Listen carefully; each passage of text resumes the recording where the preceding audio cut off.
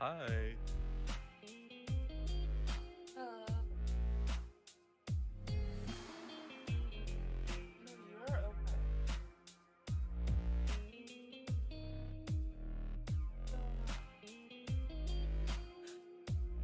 There we go.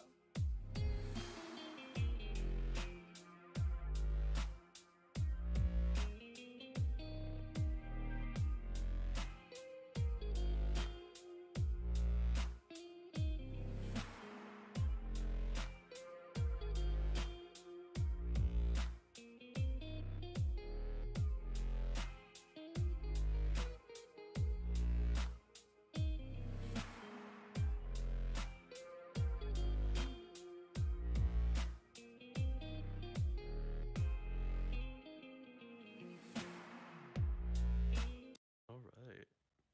Hello, everyone. Welcome to day 3 of LO League. I'm Mian, and I'm I'm with Trickster. Hi. I'm gonna be here for two of today's matches. Actually, So both am of us I. are. We're double booked and ready. So you're stuck with us for a couple hours here. I'm very excited for today's matches. Today we have Invictus and CH4, Channel Oh, 4. I am so excited to see I'm these so matches. ready. I've been you so know, ready for this. No, for real. Really great lineup of matches for this first round here. Really excited to see just how well these players really mesh together. I am excited actually too, because all these players, especially CH4, I'm excited for because we've seen them in Koa, especially for NAU Mhm. here. So Yeah. I'm excited to see how, especially to have them here, seeing how we have a team that actually, I think they got, what, 1 year they got second place, almost got to. Mhm. So I'm excited to see how they play against each other. Yeah, I'm really excited. We have a lot of really great players that I've seen around in past tournaments, and being able to see how well they put up a great fight in these matches, I'm just so ready. I am as well. Oh my gosh, it's so, these teams, especially, I'm so looking forward to, like, I'm so excited for these teams because just the, like, oh my god, I don't even have the right words. I'm just so excited. Um, you know, I've seen a lot of these teams, especially before, a Yeah. lot of them have changed their team names, their team rosters and everything. I see some familiar faces out there, but like especially Invictus, I've seen Invictus so much in the past. I love Yes. watching them. But I totally agree. We've seen several of these teams hit Koa stage and really give it their all. So being able to see them in an independent tournament like this, and then being able to watch and experience and also commentate for them is a really That is exciting so thing to exciting. me. Yes.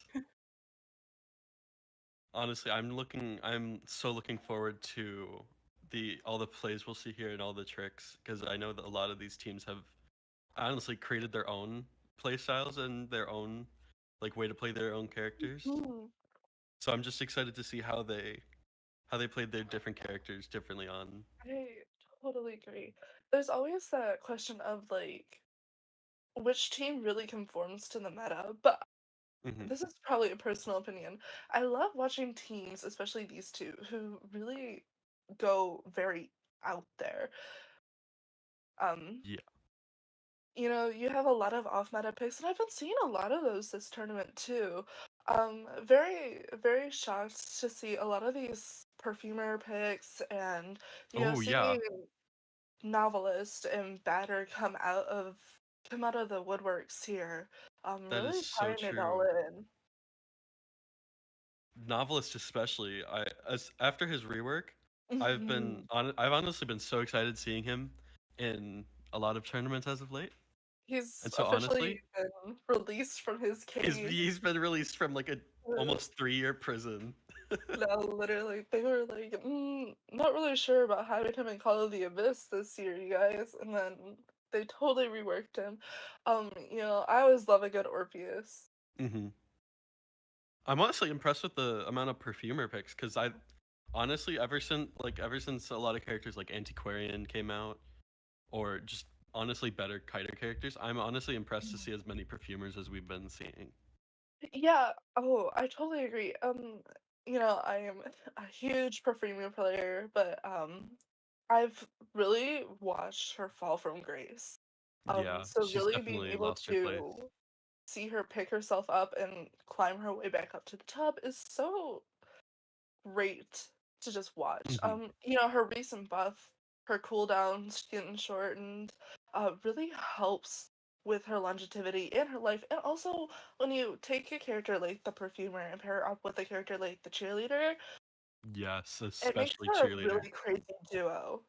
I think cheerleader has honestly changed the meta for a lot of survivors because of that Mhm. cooldown reset. Because a lot of survivors definitely like have this kind of fallback when it comes to their cooldowns, but with cheerleader, they've especially had a lot more plays like perfumer and gravekeeper. I've seen a lot more of in a cheerleader team comp.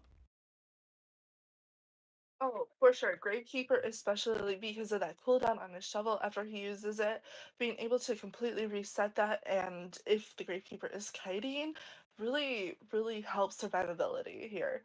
You know, Definitely. I you get a good cheerleader in your match, and you're wholeheartedly set for the rest of the game. Definitely. Definitely, I definitely agree. If you have a good cheerleader, honestly, you're gonna have a hard time because you have if there's a cheerleader who's constantly like supporting their team, giving like cooldown resets, like that what is it, the cheer stacks where you Mhm. can that speed boost can get really annoying for some hunters fast, Oh, for especially sure. hunters with like Joseph With a or bad hunters who chase, don't have yes. just like poor chase hunters who already struggle with chase. Of course, she is not without her counters. Absolutely. Characters like the Shadow Opera Opera Singer, singer. Yeah, opera singer is a um, very huge one that I see in pro a Geisha, lot. really Yeah. beautiful counters to that speed boost. Hmm. But the biggest thing that you have to look out for is definitely the rejuvenation that the cheerleader gives. You don't want her Absolutely. to get her stacks up to 36 on a survivor because especially if you're tunneling and you're chasing that survivor, she can easily pick them back up and you guys can go right back into it. Absolutely. It can honestly and honestly, when you have a cipher primed or like it's like I don't know 80% done, and you don't think you're gonna live long enough, it'll be like that Mhm. revive can really help It's out. really game changing.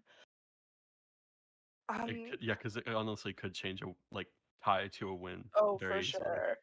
What are some characters you're survivors or hunters you're excited to possibly see today? Hmm. I we've been seeing a lot of Bane, which I'm always happy to see because I love Bane. Mhm. But honestly, I since we do have CH4, I'm looking forward to Ling playing Axe Boy Oh, if he does decide to true. play Axe Boy. Lynn has That's what a I've been really so crazy excited for today, Axboy. honestly. I love good Axboy plays. Oh my god, The good soul Axe Boy snipe, plays are so good. not the soul, but being able to soul snipe. I've Oh my seen god. some great snipes coming off of Lynn, so I'm Mhm. really, really excited for that. What about you? Is there any hunters or survivors you're looking forward to see? You know, I got really lucky yesterday. When I was with everyone, Mhm. especially when I was with Mima, because my favorite characters are always going to be the Bloody Queen, Geisha, Perfumer, and Toy Merchant. So being able to sit there and fully see Geisha yesterday, Yeah. I was so excited, but today I'm really hoping for a Bloody Queen. I know she is a bit Ooh. a tie-based hunter, but when you're really in for a pitch, this is my Yeah. same words that I said with the geisha is Bloody Queen is one of those hunters is if you just play her so aggressively, that tie streak does not matter. Yeah, it's very hard to counter a good Bloody Queen, especially one who knows how to hit all their mirrors, it can be Yeah. seriously like it can be really hard for a survivor to counter Mhm. that, especially because just nothing affects her mirror image. Oh, for It's sure. like unless you have like someone like an acrobat or just someone who's able to pull distance quickly, it's extremely hard to counter her. Especially when you land those mirrors at just the right place. I Hmm. Being able to get great mirror hits is so beautiful. um, Hmm. this is where my bias comes in. I'm not really a hunter main, but when I am, it's Bloody Queen and Geisha all the way. Oh, absolutely, yeah. I love playing Mary. She's honestly, she's such a fun hunter, and I would be so happy to see her be featured in this tournament. I wholeheartedly agree. I'm also, like you said, super excited. I want to see an Axe Boy so Hmm. badly. I think it would be fun. I don't know very many people who do play him, but I've been seeing a couple reptilians in Koa. Peru, that'll be another great pick That would here. be I think that would be a good change of pace, but I do Mhm. assume we're gonna see a lot of opera singers today. Definitely a lot Yeah, of just fast chase hunters, gamekeeper, opera singer, a lot we're gonna see a lot of that. But I do hope we get a couple of unique picks here. yeah, we have a really versatile team here, so I'm super duper excited to All just right. really see. All right, we're gonna go into our band pick selection in just a moment here, so I'm really excited about this too. All right. And it looks like we got starting up here. Yep, we're just So stepping. again, we do have first up. So we do have CH4 versus IV. Let's see who's going to be hunting, who's going to be surviving.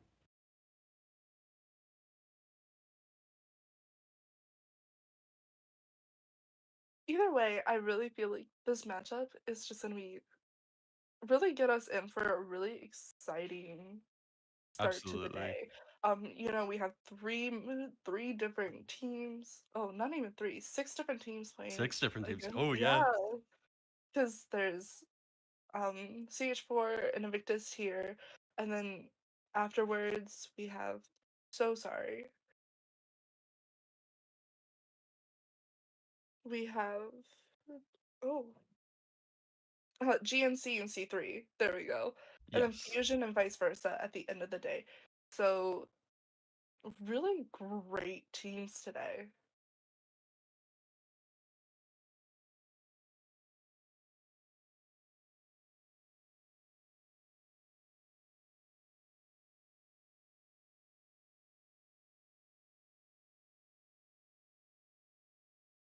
All right, and it looks like we have CH4 up hunting first. So that means we're going to be seeing a Ling super early. Perhaps, yeah. I'm super duper excited to see what Lane brings to the table here, and I'm really excited to see what the Invictus survivors are going to do. Knowing Lane and seeing him around in other tournaments, I'm sure Invictus, just like us, have done their research on this, and fully have created teams to try and counter just how crazy Lane plays. Yeah, absolutely. I that is one of the more iconic things about Link's playstyle and how like aggressive Link can actually get.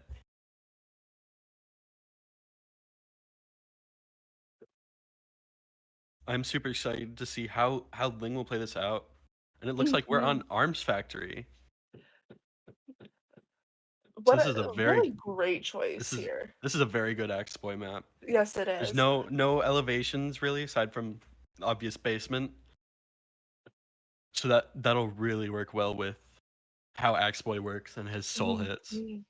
You know, especially with um, a big open area like oh, Arms for Factory is. sure. I am a huge fan of smaller maps, Arms Factory, Red Church, Yeah. and even mid-tier maps like Leo's. These are definitely my favorites, in terms of just how the map is laid out. I do fear. I do feel like, of terms of balance, Red Church is arguably a really great and balanced map here. So being able to I see agree. No, Unstable, I which totally is agree. totally depending on the hunter of the which side the balanced cheaters. Yeah, Super excited to see where we're going here.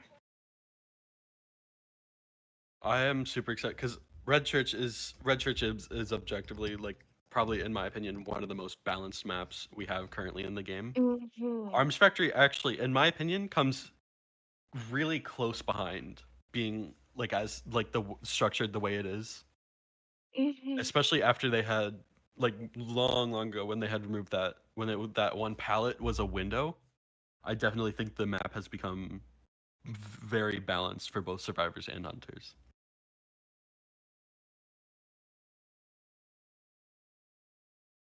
No, I totally agree. All the palette changes and everything that we've seen in the past few years, Hmm. really changed a lot of how these maps work, and really changed the balance of the playing field as a whole here, I definitely agree. especially maps like Sacred Heart as well. Hmm. Yeah, Sacred Heart is a little bit harder for hunters to play on. I don't think it's as bad as some other maps can get. Hmm. Like that hospital area can definitely get super annoying, and especially some areas like if you have like a dancer on Sacred Heart, it can be Oh, really hard for hunters to yes. play because of how many Um, small areas there are. I totally agree. It does look like we are going to be seeing a novelist and antiquarian band first off. Oh, all I right. actually really agree with these bands. A hunter like a hunter chasing after a novelist sometimes isn't really a viable play just Yeah. because of if you get a really good novelist being able to swap places and then really get trapped in that loop with him, Hmm. Oh, and it looks sometimes like we're it's seeing really hard. Perfumer and Gardener come out on IV's side. All right, these will be our global band, so this will be the first and last time we will be seeing these two survivors for Invictus here. Um, watching Miss Emma Woods crawl her way up into the meta here, super Love to see it. exciting. Ooh, and looks like we have a cheerleader band, which definitely makes sense for Mm-hmm. because that even on smaller maps, she's very hard to counter. Mm-hmm. Really depends on spawn placement and just how well the cheerleader executes using her kit here. Hmm. And it does sound like our third pick is an acrobat pick. Uh, you know, especially on a map like Arms Factory, being able to utilize those bombs in such tight, narrow spaces, really helps Absolutely. with distance and cutting your hunter off. Hmm. Especially with faster chase hunters, because right now we're under the assumption Ling is going to play Axboy, but it can always we can always see a different outcome. Right. But Acrobat actually performs pretty well against Axboy and being able to pull distance and that firebomb being able to lock most abilities. Hmm. And since It looks like Axboy without his first presence and souls, he doesn't really yeah, have that great of a chase. no, for sure. It does look like our final ban here is first officer, I believe, right? Yep, Yes. So, we spent the past 2 days really talking about how vital the first officer is to a team composition. Being able to use that pocket watch and getting the 5 second grace of borrowed time after getting double hit within the pocket absolutely. there can really, really make or break, especially at endgame. Dare I? Okay, and also just the way his pocket watch works. Dare I say better than Merc? Because So, yeah. after he uses both his pocket watches, he actually gets I believe, 12% decoding boost. Really? I did not Yes, know that. a lot of that's actually the reason a lot of first officers are picked with That, his actually very like hard to like fail rescue unless you get terror shocked. hmm His watch provides a lot of utility for the team, especially when you can like first officer is actually one of the only other rescuers that can come in injured and hmm still pull off a good rescue. No, I And wholeheartedly after agree. after his watches are used, he can still provide good utility for his team. It does look like our last pick here is the Aeroplanist. Um, Ooh. I haven't really seen enough of Charles here to get a sure and opinion, but being able to really pull for distance because using obviously his rocket pack and being able to really get away from the hunter, it really seems like this team composition is going for distance. Oh I yeah, this absolutely. is definitely, if not to counter anything, to counter an opera singer, this is a full force Absolutely. opera singer team.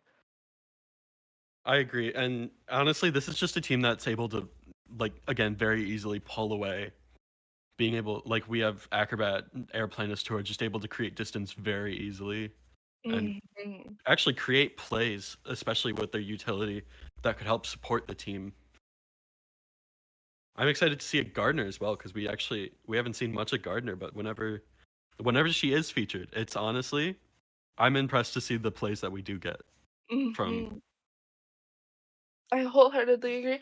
Being able to see Gardner, especially in this tournament for the past few days here, you know, really, really exciting to see her really crawl her way up.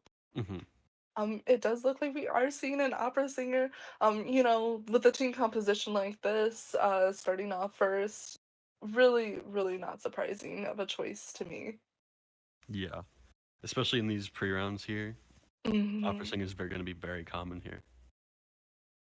We are just waiting for our builds to come in and everything. Um, you know, the opera singer slowly has kind of declined. Not as much. She is still obviously so high up there in the meta here. You see her almost every day during Call of the Abyss, but especially when she gets banned, you'll see a lot of gamekeeper play here just because Mhm. two characters go hand in hand of really pulling for distance and being able to cut everyone off. Yeah, especially being able to with gamekeeper, especially being able to pull those traps in strong kiting areas. Hmm. It's very hard. Looks All like our right. builds are in. Yeah. Everyone has borrowed time.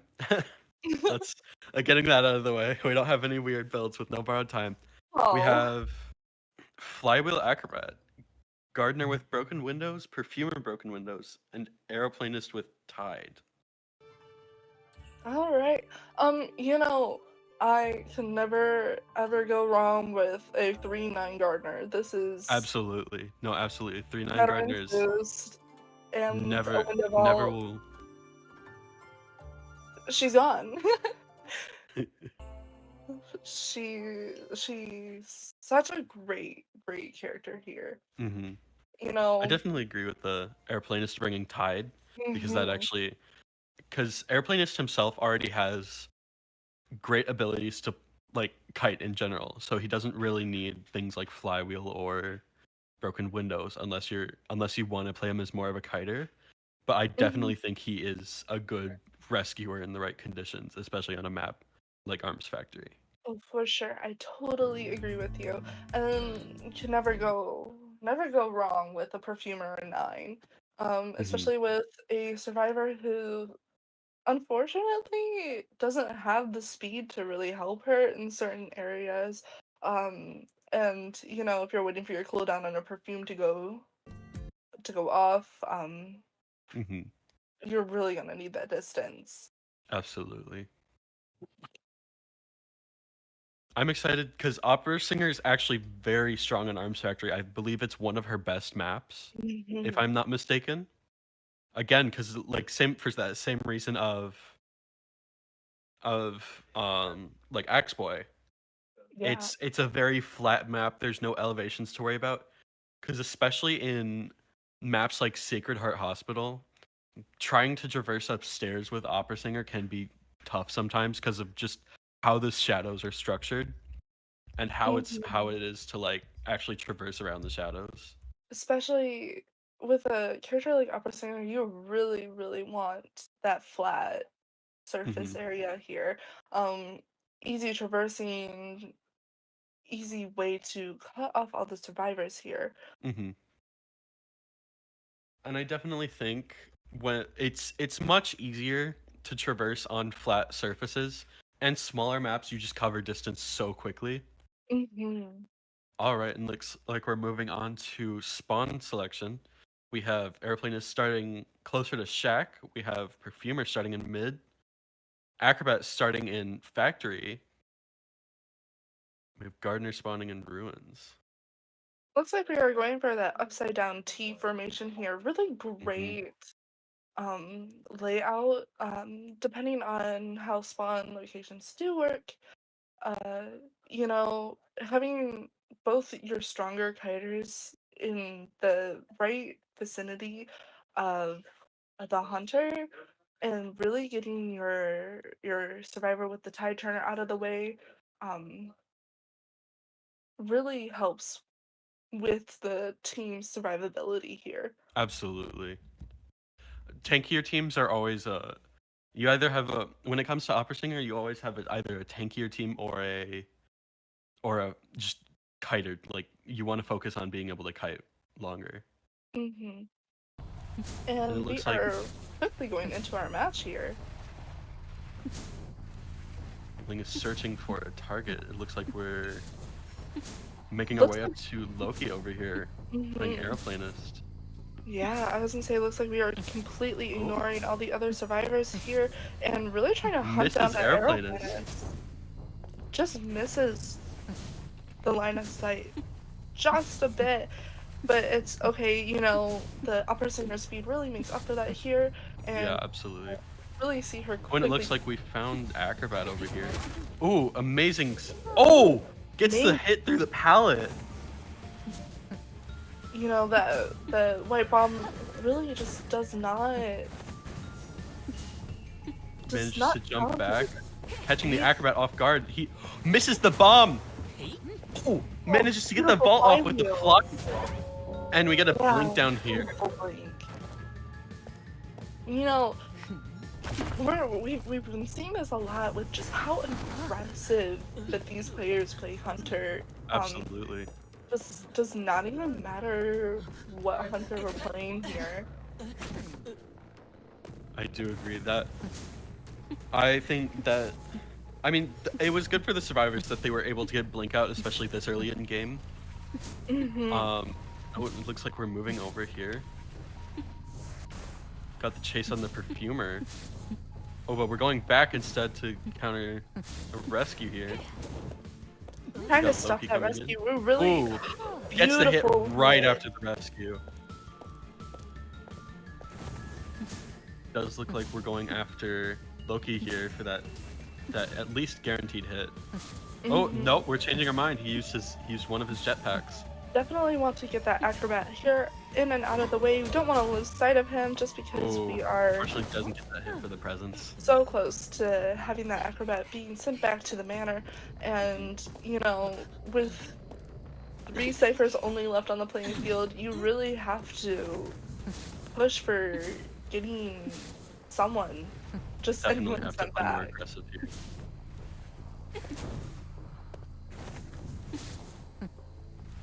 Looks like Ling is making his way over to factory here. Doesn't It look like looks anyone like, is going into the rescue here actually. yeah, it looks like we are going to end up selling this acrobat, I believe. Everyone is too focused on decoding, um, with the opera singer really camping that chair is wasting a lot of time here, being able to really get decoding off. Mhm. It looks like our next chase here is going to be, I believe that's Perfumer. Yes, Or it no, that's is. Gardner, I believe. Oh, is it? That is Gardner It chasing us here. is. Managed to Well, get the bubble up just in time. Get that vault off. Does have speed boost from broken windows. Misses the hit through the pallet. Ooh, gets the hit there. That's unfortunate timing for Pollux.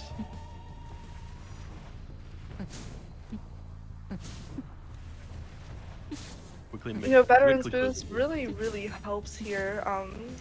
Just being able to cut this Gardner off. Hopefully, just hopefully, maybe. It does look like our ciphers are primed. Ooh.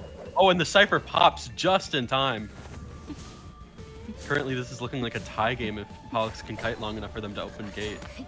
Mm-hmm. Ooh, does barely miss that shadow, so now we're on cooldown. Oh, jumps back. All right. Blink is up. This could be dangerous for Pollux. Ooh, we switched to teleport. Really trying to cut off these survivors, keep them away from the gate as much as possible. This Currently, if they're Aeroplanist Loki. does have his jetpack still, you know, Oh, but and this could be a dangerous his Opera situation. Singer is And gets a Terra beautiful Shock. Terra Shock. We're deciding not to chair just so we can pressure that gate more. Yeah, Opera Singer has enough speed, she can really drag herself back over to that gate and back to the Aeroplanist as quickly as possible. Oh, but it does look like we get gate open here, but we do see Pollux get downed. And we're getting the chair here. Fortunately, not much you can do there with Perfumer. But it does look like Aeroplanist is getting himself back up. This really means that the Aeroplanist really has to either get that gate open or traverse his way over to the back gate and really try and get out through there. Especially be difficult, especially against Opera Singer. We can see him making his way around Factory here. Ling can't seem to spot him, so we're going back to chair, I assume. In a situation like this, it's either you sit on a hatch and you wait it out, or you really guard that final chair. It looks like our Aeroplanist is rotating around the backside of the map here. Really great tie condition here. I don't believe that we are going to see a rescue for this Gardener. Unfortunately not, but it does look like we're making our way up to ruins here. Getting really close to that back gate, but we do not have any more jetpacks left. So that can be very hard, especially with no kiting abilities here. No broken windows, no flywheel. Ooh, we teleport to the gate though. And we're seeing Aeroplanist make it out and making it a tie. We are going to be seeing that Aeroplanist make it out through the back gate here. Being able to really crawl along the backside of that wall here to escape Tinnitus is an extremely great move here. Especially when you have your hunter staying right in the center of the field. Tinnitus can go off anywhere.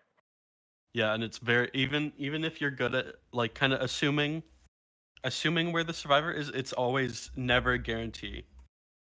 And especially a lot of players will give Tinnitus around chair, especially to make the hunter think they're going in for the rescue. Unfortunately, that is a little bit of a hard thing to do. When it's just you and one other player on the field, and you're a half here. You don't really want to pull off that Tinnitus, especially if you're trying to get your escape in here. You really just want that clean, easy, fast escape. Yeah, and we did have some very clean hits from Ling over here, especially with that Terror Shock on the Aeroplanist. Being able to hit just in time before the survivor threw a pallet down. That acrobat getting hit there definitely set in motion, like kind of just eventually a series of events that led to getting that tie. Oh, for sure. The opera singer plays super, super aggressively in the beginning, but just being able to miss that Aeroplanist right in the beginning really, unfortunately, lost her a lot of time. Absolutely. She had to go right back to the factory to chase after that acrobat there. Even with how quickly she recovered from that, you just lose so much time, you lose cipher progress. Yeah, especially not being able to pressure those ciphers, especially on a character like Opera Singer who doesn't have a lot of map pressure outside from her chase. It's very hard to prevent cipher progress. For sure. I definitely think that I don't think that picking Acrobat was the wrong move. I think it was just unfortunate things that led to one, like, especially that getting hit behind the pallet, just having to take that blink down, that failed bomb, it just kind of led to one thing and another. And I definitely think if Acrobat was able to pull that bomb off in Factory, that slow bomb definitely would have been more game changing, and we probably might have even seen a 3-man from Mhm. IV. Oh, for sure. Very, very exciting to see just how we move into this second round here.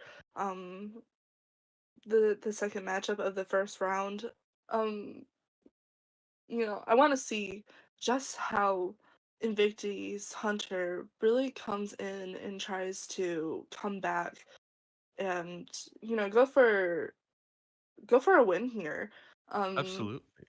Starting off with a tie is not not a bad thing at all. It really, really shows just how well these two teams really put up a fight with each other. Hmm. Definitely. I think being able to play more aggressive on Hunter is especially going to pressure the survivors a lot more. But being able to Mhm. play more aggressive on survivor means you're going to be like you're not giving them the chance to at all like go near anyone else's cipher, like chase anyone else. Especially Mhm. Airplane not taking a hit on that rescue with Acrobat. It really affected how, because if Airplanist had ended up getting hit, then we probably would have ended up seeing Acrobat kite a little bit longer, being able to get more distance. But unfortunately, it was just poor timing on the survivor side that No, for Acrobat got sure. on last effort there. There sometimes it's just really hard to come back from that, and in a in a match on Arms Factory against an opera singer where this really is her playground. Hmm. Sometimes being able to come back from that is just not as easy. But we saw a really great endgame kite coming off of Polix here, being able to really buy both the aeroplanist and the perfumer a ton of time. Oh yeah, absolutely. Being able to buy time for that, like being able to pull distance, especially away from the ciphers, was a good move on the Acrobat's part. Especially not much you can do on last effort there. Just being able to pull away from ciphers, create as much distance as you can for this other survivors to decode those ciphers as fast as they can. Definitely was a good decision on their end. hmm we are slowly moving into our pick and ban selections here. Um, you know, I'm really, really guessing that we are probably gonna also see another opera singer first round here. Definitely. You know, really strong pick. She always usually gets banned just after the first round here. So you want to get that strong hunter out first Yeah, before. definitely. So you can get as many points as you can. Mm-hmm. Just a reminder, we are currently our last match was a tie, so currently the scores are even. And let's see just how this next match plays out. Seems we've moved into our band pick phase, and our first band survivors are Airplanist and Antiquarian.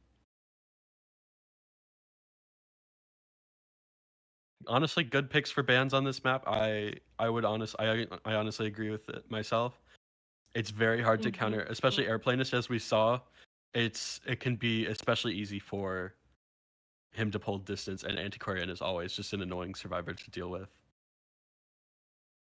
Looks like we're seeing Perfumer and Novelist come out. That Novelist could create an interesting play here for the team. Mm-hmm. Like I said, this is the same thing with the perfumer. These will be our global bans for the rest of these matches here. You know, it's so sad to see Vera Nair go so fast, but Hmm. she's really crawling her way up as a really great and strong counter to both hunters like the Shadow and the opera singer here. Hmm. Even though we're not going to be seeing the Shadow in this tournament just because of how quickly and freely she was released, she's really, really climbed up the tier of just being a C tier survivor to slowly dragging herself back up to her A tier position that she used to have. Absolutely. And it looks like we're seeing our next band here being Merc. That's a actually very good band for Arms Factory because he can, again, just being able to pull distance from those fast chase hunters. It can be very strong. Ooh, our next pick is Dancer. I'm excited for this. Oh my gosh. Dancer on Arms Factory can be a very dangerous combo, especially with some of those slow boxes, Mhm. You know, especially you against an have really opera great singer. positions. Oh, for sure. You have really, really great places for that female dancer to put down her slow boxes, especially in middle and towards the back shack area, Absolutely. where you have a lot of really great looping areas Yeah, here. absolutely. That triple pallet area near Shack is going to be a very strong area if that dancer's Mhm. able to get a slow box down there. We And it are looks like going our to be last ban seeing. is Coordinator. You know, I am a full-hearted 6'9" coordinator truther. Um, you know, unfortunately, you lose that flare gun. If you lose that flare gun early on, you are essentially raw kiting, and you do not want to do that without just the extra help that will come with, broken windows or knee-jerk reflex here. Mhm, Um, so she is also just one of those characters you have to look out for because if you are not expecting the coordinator there, unfortunately she just shows up where you do not want her to be, and with that flare gun can get you such an easy rescue and or buy you a lot of time on that survivor mhm. side. As a hunter, you do not want that. Yeah. We got our last pick here from CH4 Survivors, which is Forward. Honestly, very good stunner. Could be a very good support for their team here, unless the hunter brings excitement. But I honestly, my You brought professional excitement. opinion, not professional. I do not bring excitement, especially with just a one stunner team. Mm-hmm. I do not personally think excitement is worth it. But if you're playing against a very good forward, then you might need to bring excitement. I am a wholehearted fan of Blink, and sometimes Blink works just as great as Excitement does, Hmm. because being able to blink out of that stun, especially if you're picking up Oh, someone out of absolutely. balloons, you know, I really do think hunters as a whole have really learned how to counter certain survivors like the forward and Antiquarian, Yeah, um and even coordinator blinking behind a wall, really trying to get out of the stun area. yeah.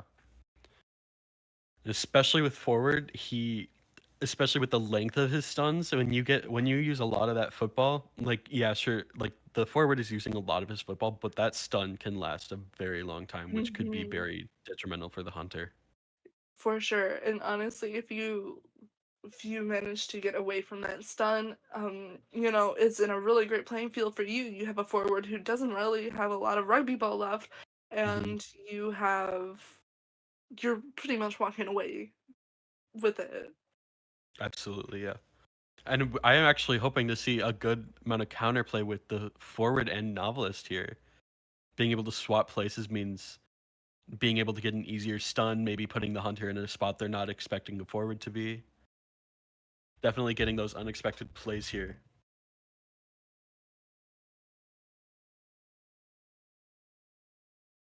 Really, really excited just to see how we go into this match. It looks like we are slowly getting our builds in here. My prediction is either we're gonna see that 3-9 perfumer or Hmm. I've seen again the past few days a lot of 6-9 plays on either the perfumer or gardeners. Oh We're yeah. not seeing a gardener in this match, but watching as it's become a really viable persona play here is really interesting because it means that we are slowly moving past the need of having borrowed time on certain characters, especially when you have a lot of trust in your team composition Hmm. and the people that you're playing with. I think for Vera, I don't think a 6-9 play is actually that bad for Vera. I've seen plenty of it, like or even flywheel broken windows. If you're really going for that like raw kiting build, I think especially is good for perfumer, especially if you're trying to get that first chase there. Which in this team comp, perfumer would be the most ideal chase depending on who the hunter's deciding to play, Hmm. because Yeah, getting that presence in fast will really be good for that hunter. and Veronair is really good at farming that. Hmm. But Being if you're playing able like a raw kiting build for that perfumer, that could be that could affect how the hunter plays For sure. through the game. Really, really excited. I wholeheartedly agree. I believe that first chase should really go to that perfumer here. Being able to get the novelist off of the playing field is really great. But sometimes just tunneling after a novelist when he can look back at you and really take your image to just swap places with you and mess with you, I'd really advise not. And that female dancer, she can really set up good traps here. Especially with her slow boxes in between pallets. You get a good pallet stun, your slow box is under there, you're wasting a lot of time because the hunter will have to either break the pallet and then the slow box and then go after you, or the hunter will have to still sit in that slow cooldown and go around the ways to catch up to you. Mm-hmm. Forward also could be considered a really, really great choice here for a first kite. Being able to pull for distance with that rugby ball. The forward, I personally believe, will probably try to hold on to that as much as possible. Mm-hmm. That is his lifeline. All right, and it looks like we have our builds dropping out here. We have forward on actually flywheel and borrowed time.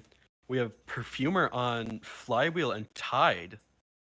I believe that's tied. Yeah, that's tied. We have perfumer on flywheel and tide, so no borrowed time there. And our dancer here is on, I believe that's or not borrowed time, broken windows and tide. Mm. A novelist is on borrowed time and broken windows. So we are Oh, going to see two of those no borrowed times, which could honestly affect how this goes out. But again, with that perfumer being first chase, it's that borrowed, like those raw kiting abilities could be detrimental.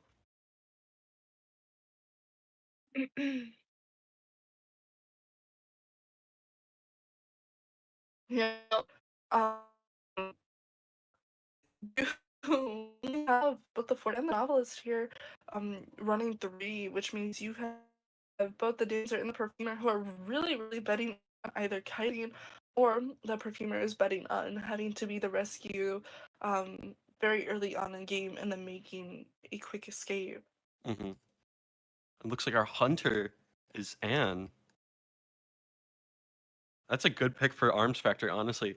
Again, being able to counter that flat ground, especially with those elevated surfaces, could counter that like Anne's cats very easily. And especially against this team, you're playing very against that perfumer and forward being able to lock that forward stun, lock that perfumer's perfume. So hopefully Mm-hmm. we see some interesting plays for their team here. Really great map for the disciple here. There's again no elevation, no high rise. Um, really have to avoid those cats. Mm-hmm. Just by sheer sometimes it's just sheer luck. Being able to predict where those cats are going and how far that the disciple's going to send them out. It really just super depends on how well you know the hunter you're going up against. I'm honestly very interested to see how CH4 is going to plan on countering this, especially with Disciple being able to lock so many of their abilities. It's going to be really hard for them to figure out how exactly, like, how should we play this? Because Disciple's able to pressure ciphers even when she's still camping, being able to lock those ciphers Mhm. with her cats.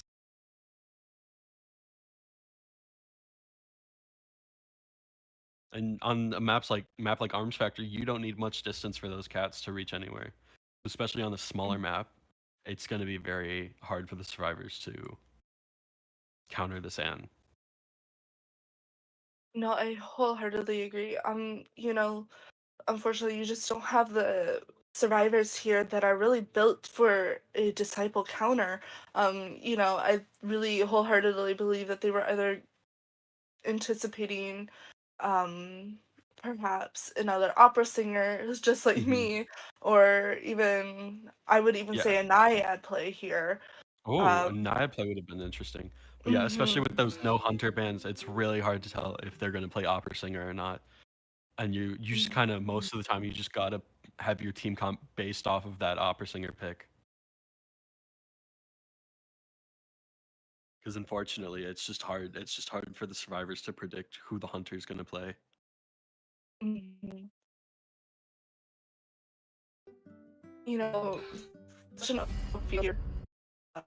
Super, super interesting just to see um, just how far we can uh, push the limits of the survivors. Uh, Especially when you have a pick right off the bat like Disciple. It's a very hard play here, um, but I'm excited. Right. Looks like we're just about to get started here.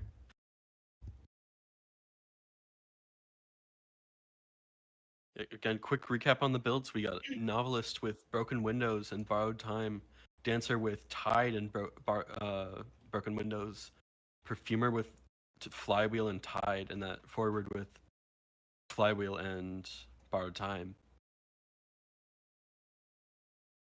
Ooh, looks like we're starting. Looks like we're starting out with this like sideways T kind of spawn here.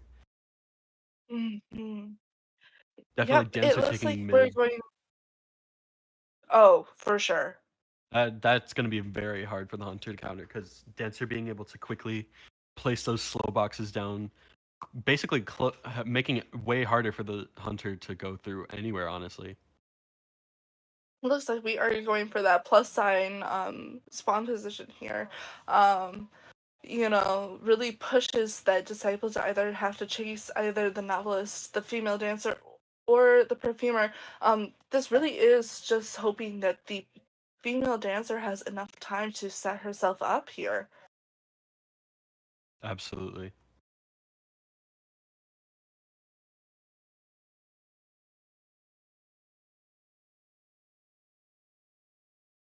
All right, and looks like we're starting in immediately throwing that cat sideways so we can get as much distance close as we can.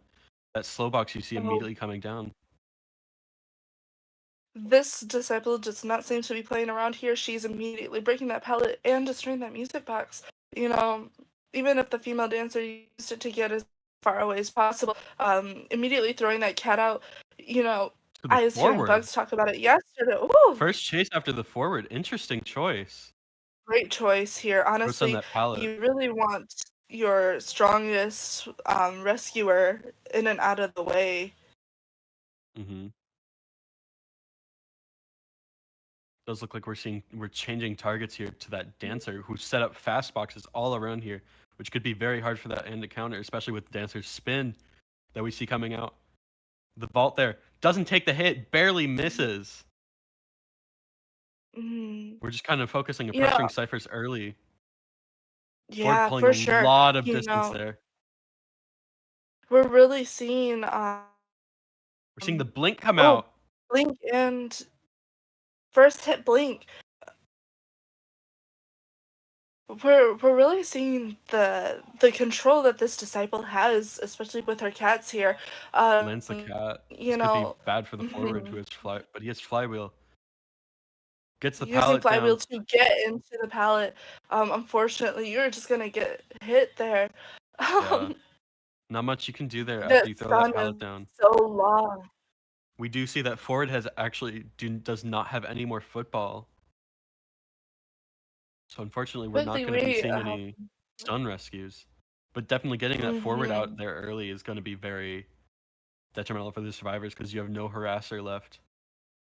We are still at three ciphers. We put a lot of pressure in to make sure that we did not get that the third cipher off. We saw here that this disciple has a lot of map control here, which is a very very difficult thing to maneuver, especially on a character like the disciple who Hmm. um doesn't have the Looks same amount of pressure as certain hunters do. Ooh, looks like we're going for the double rescue here. We got Perfumer coming in here. This is going to be an after half rescue, unfortunately, so we're just stalling it for as much time as we can. Ooh, we do get the hit. And the Perfumer Ooh, actually manages to tank the hit for the beautiful forward. body That's block. good body block. When the Perfumer's And, blocking the way so the forward can't get through, takes both of the cats. So you can't send those cats to jump further anymore. Definitely unfortunately, that so much time perfumer for will this be forward to going pull this down, off. but this is, yeah, this is Forward being able to pull so beautiful much distance, for especially since he's dead on this chair. forward. That one Cypher left for the survivors. Cyphers are going by insanely quickly. We also have to make sure that that perfumer does go up. She does not have 3, so if that cipher gets popped, Mm-hmm. And we are seeing the really cat great land. magician Oh, coming and the off here. stun comes out. Cypher's not quite ready to be popped, so we are going to be seeing forward getting sent back to the manor here. Yeah, but then, that perfumer picked herself up. They're healing in the corner here. Looks like that cipher is just getting started. So we really have to make sure Oh, and we're seeing a that we're teleport cutting come him off. out. Oh, beautiful It's a teleport trying to cut novelist. off that. Oh, and we see Oh, the pallet beautiful pellet stun. stun. This team of survivors is really putting up an insane fight here. Um, Definitely, their teamwork is they're staying very coordinated and they're definitely communicating with each other. Oh, whoa. barely misses that Oh, pallet, barely missing the but pallet. gorgeous swap there manages to dodge the hit. Being able to reset the cats here really shortens the cooldown. You're really, really pushing to try and cut off both decoding and your survivors here. All right, and it Beautiful looks swing. that cipher is almost nearly done. I think we saw it at like about 75%. Hopefully, we're going to Hopefully, be we'll seeing that see time this soon. disciple catch up. Novel's trying to gather as much of his metaphor as he can before he goes down. We're seeing the jump and the stun. And the cipher is And popped. Cypher We have is a 3 primed. people up. We are gone. We have the female dancer at the gate already. It's just really pulling for time here off of this novelist, who is doing an amazing endgame kite here. Ooh, barely misses the hit. Really, really, He has his really. metaphor ready again for that stun. Misses the cat. Oh. Oh, unfortunately Oh, does get hit by that fortunately, cat we're though. just gonna get So we hit do have here. a tie coming Looks out like for we CH4. are seeing a tie for this first round here from both teams. All right. Scores are even. So we're gonna move on to round 2 here. Definitely some very impressive plays from both sides. That Perfumer being able to let that forward pull for time there was honestly such a big waste of time, Mhm. especially for IV No, here. that perfumer wasting enough time just to get ciphers off. This is where my thought process is coming in of, do we really need to get that down on that perfumer, or should we just go the other way? You have a hunter like Anne, our hunter clearly knew just how to utilize those cats and really close off distance. Being able to catch up to that forward instead of prioritizing getting the down on the perfumer. Um, Yeah, you, especially. And that, like, again, that Perfumer being able to body block and take both of those cats so the disciple wasn't able to jump closer to the forward definitely wasted a lot of time for both ciphers to be done and for forward to be able to pull away to a better kiting area. Mhm. I wholeheartedly agree. We had that novelist with that gorgeous palette stun, which also wasted some time getting some time to rotate. And the swap being able to give him time to get behind a pallet and rotate back definitely gave enough time for the survivors, to prime the cipher.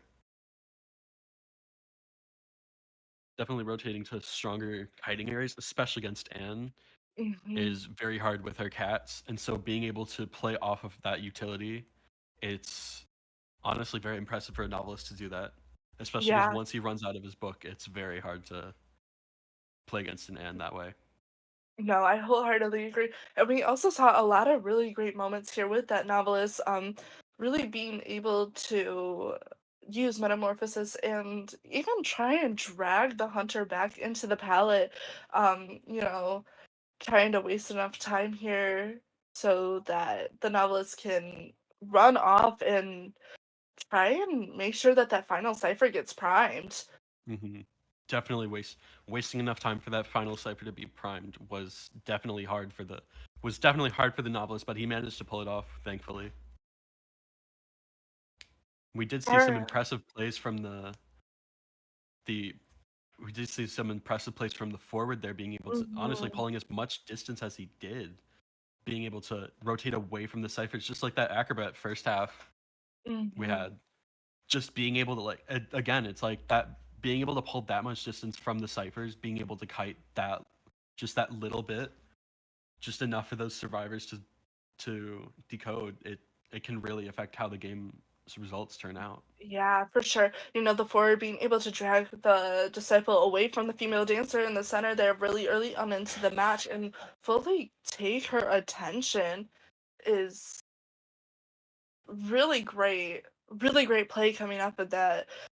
You know, the forward really came in and was like, "You look at me," and really pulled everyone away and let the other players on the field decode. Definitely. Our universal bands, global bands here coming up, are our perfumer and gardener. So we will no longer be seeing both Emma Woods or Verner here. You know, being able Unfortunately, yeah. to see them get executed as much as they could be and their potential in the first round, with no bands up, past obviously our hunter bands, are it's really, really great now. Hmm.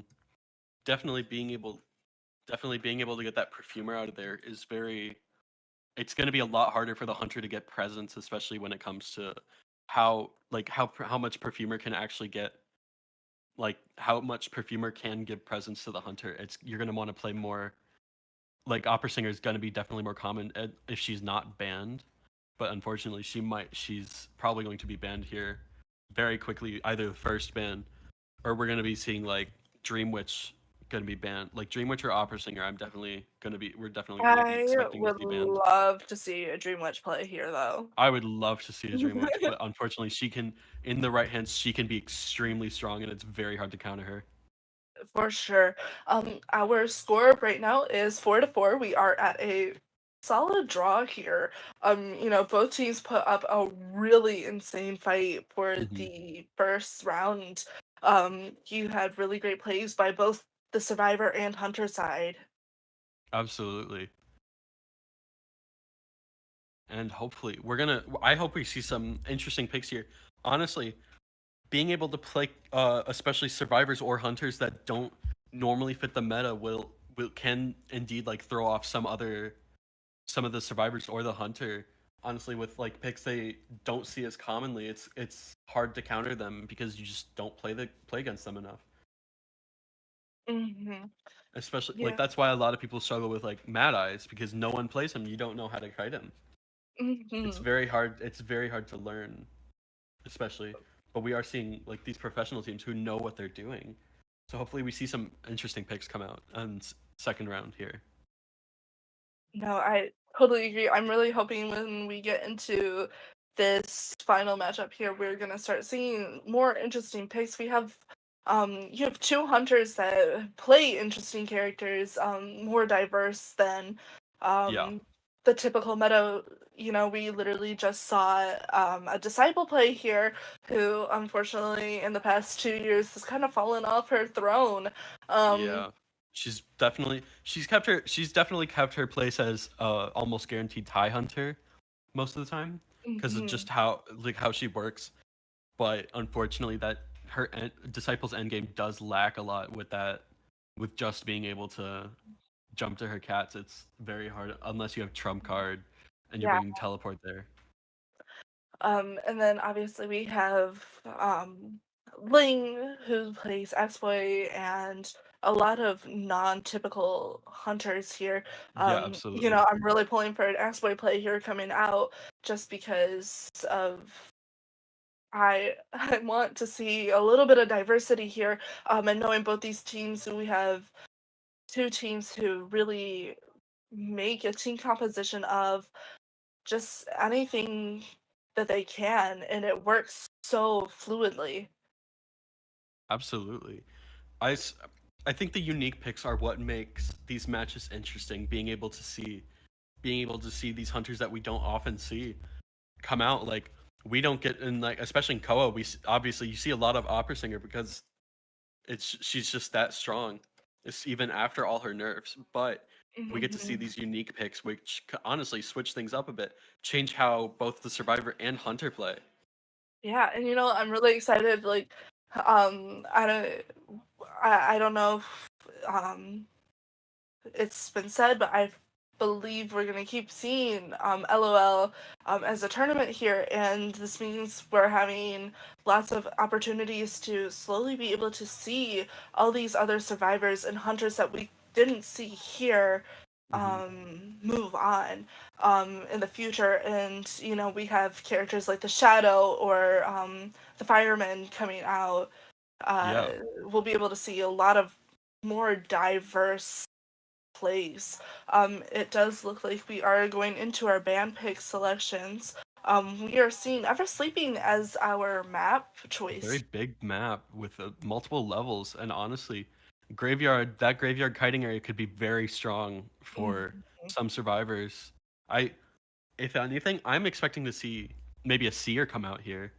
Yes, I totally agree here with the Seer choice. We did see a ban on Moonlit River Park. Um, I also completely understand the ban choice there, taking one big map and swapping it for another. Still not as large and as vast as Moonlit, but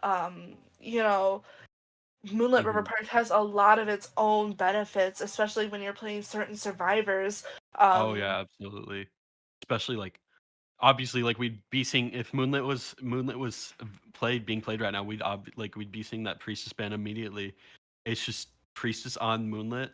And there's a reason why she's banned so often. It's because of just how strong she can actually be. mhm. Even on Ever Sleeping, that priestess is such a heavy choice. We are actually going to be seeing both a seer and priestess band Oh come my gosh. in. So unfortunately, we will not be seeing that seer like we had hoped. And of course, that priestess band coming in right here is very detrimental. It's not as well acknowledged how much the priestess on Ever Sleeping Town becomes a problem. There's a lot Hmm. of areas that you can hide your portals, especially if you're not if you're being discreet and not wearing anything flashy that could show it off. Being Absolutely. able to hide in the the archways of all the storefronts and everything on a map like Ever Hmm. Sleeping, you can really pull for distance here, and get you from one side of the map to the other. There's just a hard position Absolutely. for her to be in. Honestly, for our hunter here, I have two in mind that I'm honestly hoping to see. I'm hoping to see a Naiad or a Axboy here, especially from Ling here. I'm not Hmm. sure if Ling plays Naiad, but I know that Ling plays a mean Axboy and gets super aggressive with his plays. I'm just that Naya choice would be so great. I don't know how much everyone was here yesterday, but we saw some really insane Naiad plays coming in yesterday on Ever Sleeping. Especially being able to just use that vortex and Hmm. trap survivors in it, especially on a huge map like Ever Sleeping. Uh, it's sometimes so hard to get out of the waterfront. Absolutely, especially on Ever Sleeping with how open it is. It like the way to counter Naiad is just rotational kiting, but how like just Ever Sleeping being so open, it's very hard to counter that. You don't have many pallets to play around. You don't have like walls to play around, it's very hard to play against a Naiad here. Especially with once she unlocks her first presence there with that dash, you're covering distance very quickly.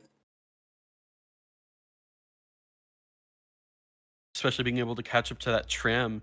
Survivors are going to be taking that tram. It's going to be very hard for it's going to be very hard for them to be able to counter that Naiad if we do see her come out. The tram here. Oh, We all I know the we love all know talking the about her sleeping, and I love talking about the tram because there have been moments where, like, my peers and I, some of my peers haven't been around for back when. Mhm. I don't Oh, know the if you tram. remember the Call of the Abyss, tram kill count, and Oh there my were gosh. several moments back in the day where the tram itself would get played the game, like, you see some insane moments, I just love the tram is my favorite hunter.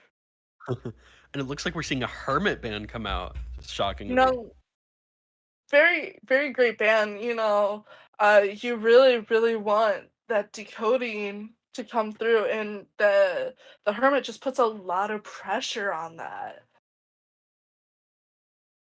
Definitely. And looks like we got Ivy picking their survivors, and we're seeing a professor and airplanist come out. Again, with that airplanist being able to close distance, but professor is a unique pick we got here. You Definitely, know depending on mhm, who the hunter plays, it's going to be very hard to counter that. for sure, and, you play Professor the same way that you play characters like the Perfumer, Hmm.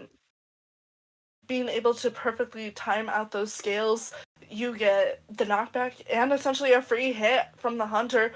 You can easily get away here. Hmm. For bans, we are seeing the cheerleader and antiquarian. Like we were saying earlier, that cheerleader being able to really boost her teammates is it's a lot, especially when you're unable to counter it on certain maps. And of course, the antiquarian is just such a universal ban. We see it all the time. It's very, very rare that we see that the antiquarian is free from that position. Definitely. We do have coordinator coming out, which honestly, I'm kind of down for the coordinator pick because honestly, she could provide some plays here, especially on Eversleeping. Meaning, like you have a way lower chance of missing your gun, especially on a big map like this. Yep, and we're also gonna see the acrobat come in. Lots of really great tight spaces for this acrobat to use his bombs to vault over, to really buy for distance. And we're seeing the opera singer locked in here, and you really just want the speed off of the acrobat here. Oh my god, yeah, it definitely playing against Opera Singer here. It's a very open map with especially how speedy she is. It's gonna be very hard for the survivors to counter this. But Acrobat being able to jump over those rails quickly with his bomb definitely will help him waste more time for the hunter. Hmm. Especially with that professor being able to counter that opera singer, because honestly, the only hunters who counter professor are double hit hunters. So it looks like honestly we're seeing a hard counter here for the opera singer here with that professor. Hmm. It looks like we did just get our persona webs in. Everyone is bringing borrowed time here. But you have the coordinator and the professor with broken windows, aeroplanist with tide, and the acrobat with flywheel. I mean, we've already seen the acrobat use and utilize flywheel earlier, extremely, extremely well. Um, you, coordinator with broken windows, not always my first pick, but if you're really going for a coordinator first kite, it would be very beneficial. She does have the longest hair time on this team composition. Absolutely, especially trying to slow down that chair count. I forget what Mhm. the persona is called, but there is that persona that will slow News, down my snooze. Yep, beloved. snooze. Snooze, which actually will will be able to, like, we're just gonna try to elongate that chair time as long as possible, especially against an opera singer, just forcing her to camp that chair, not letting her pressure any ciphers.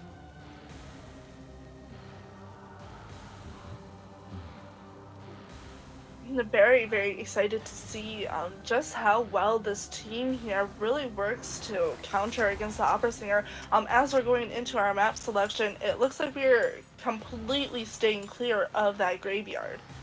Oh yeah, absolutely. That would be, when it comes to opera singer, graveyard is very hard to counter, especially with how many shadows are created by those gravestones, just how closed off that space is. It would be very hard to counter that opera singer there. So we're just trying to stay in large and open areas just so she can't get those dashes in.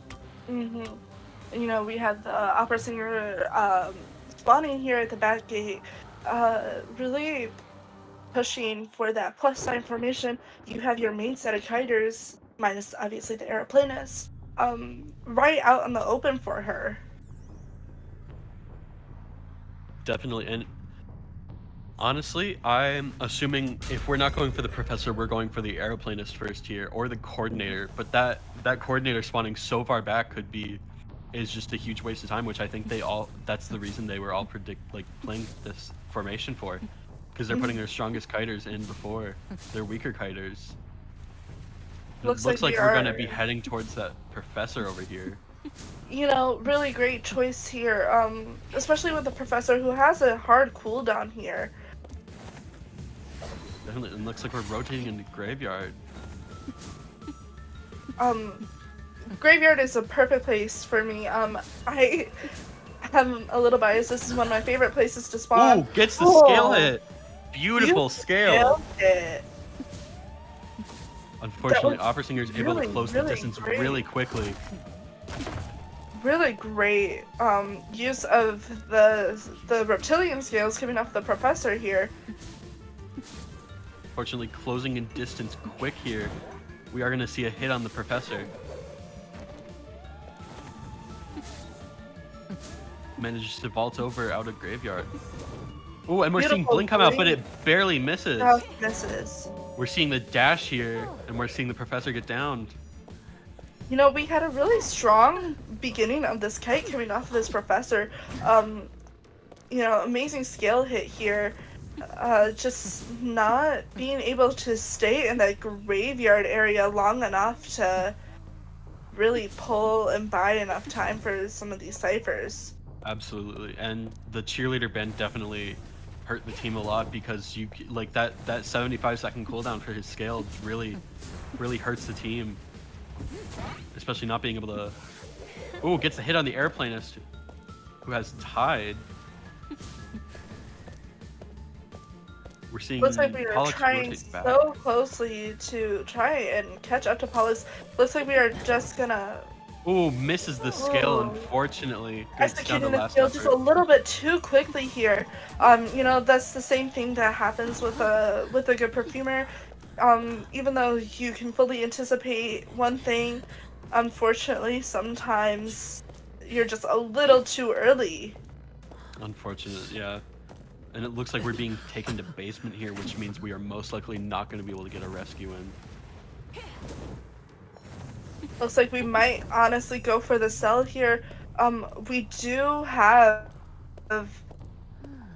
giving tinnitus here. Giving tinnitus looking in the area.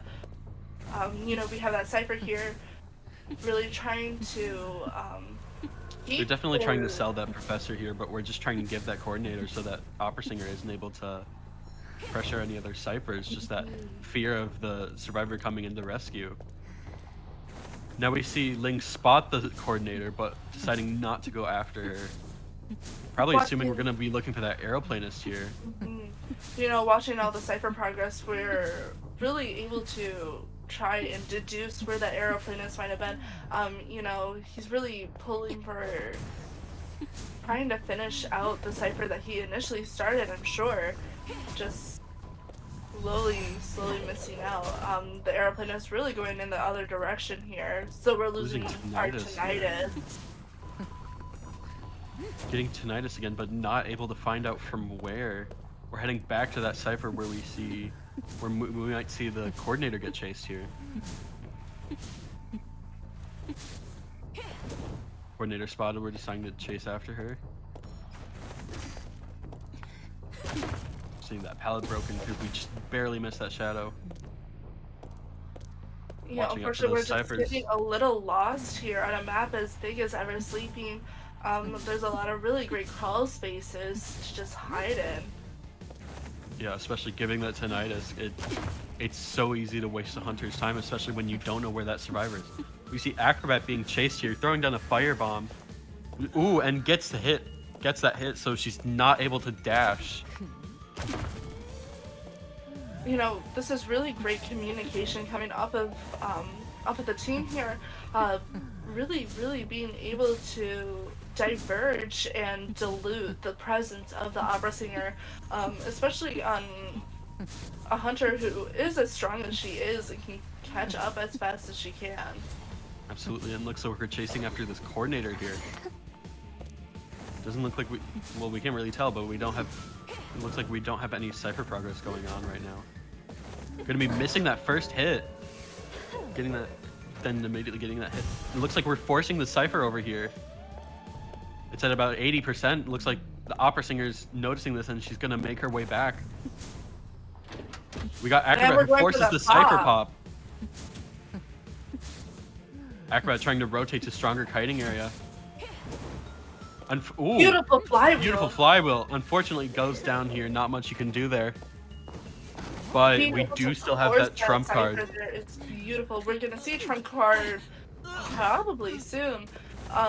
But you also still have the coordinator with her flare gun out in the field. Definitely. We might be seeing the trump card save for excitement here, if anything. If not for a teleport.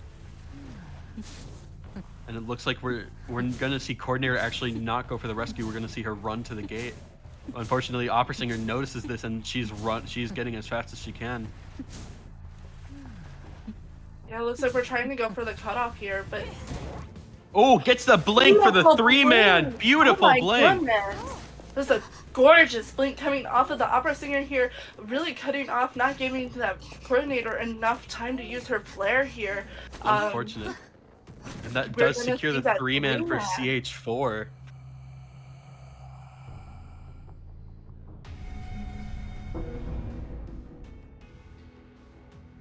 No, that was really great blink coming off of the opera singer here. You know, we had a lot of really great communication coming off of both the teams here as well. You know, that survivors being able to dilute the presence of the opera singer, get all of those giving tinnitus as much as they did. Like they definitely wanted to focus on pressuring that opera singer. She just couldn't pressure any ciphers because they spread out how many ciphers they worked on. They just worked so well together, and the communication was insane.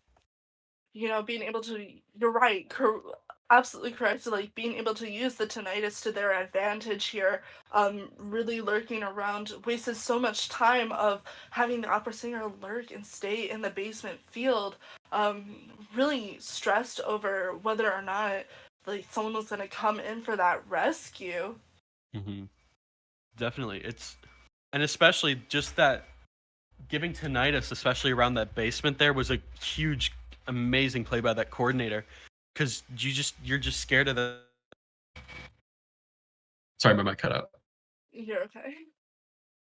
Just giving that hunter fear of someone coming in for that rescue, just wasting time. It gives so much time for the survivors to decode ciphers, even if you have one less survivor decoding.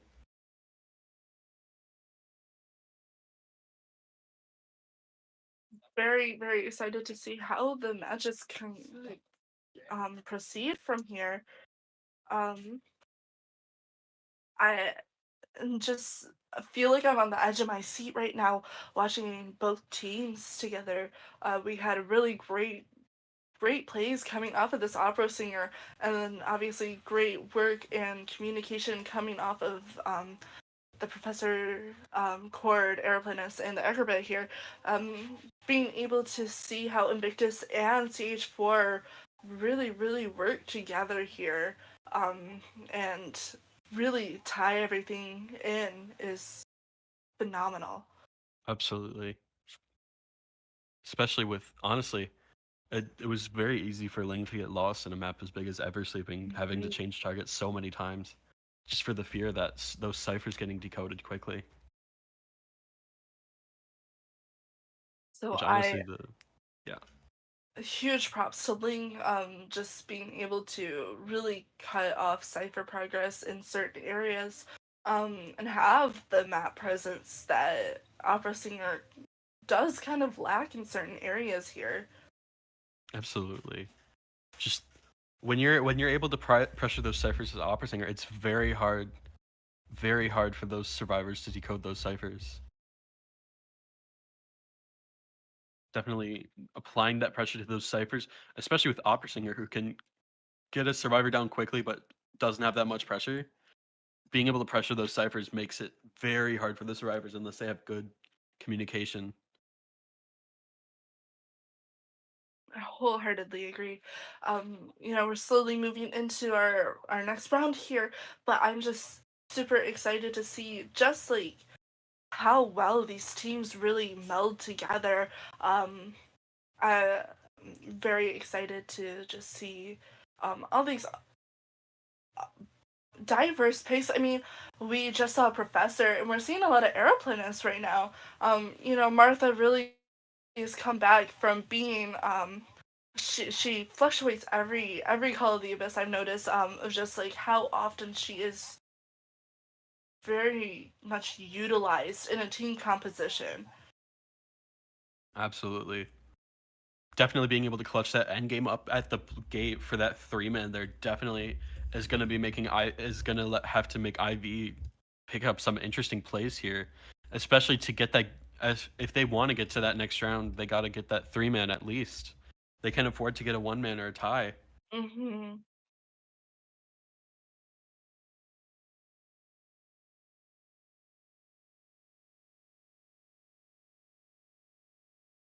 All right. And definitely Ever Sleeping is very it's just in general, it's a very I wouldn't say it's a sided map at all, but it definitely can work in either it's very it gets served it's sided depending on who's playing what, and definitely it can it changes depending on how everyone plays, because it can be survivor sided or it can be hunter sided, but it honestly just really depends on the players. I do think we did see a very even playing field here though, with Hmm. the opera singer and just all these like different kiter uh survivors here. No, for sure. I wholeheartedly agree. We had such a heavy work of communication here that you really thought like sitting on the edge of your seat, this is gonna be a tie round, this is gonna be a tie round, and being able to really take it at the end game and completely turn the tables on these survivors. Such great work here coming off of our opera singer. That utilization of trump card to blink at the end instead of using the teleport first trait um, here. Hmm.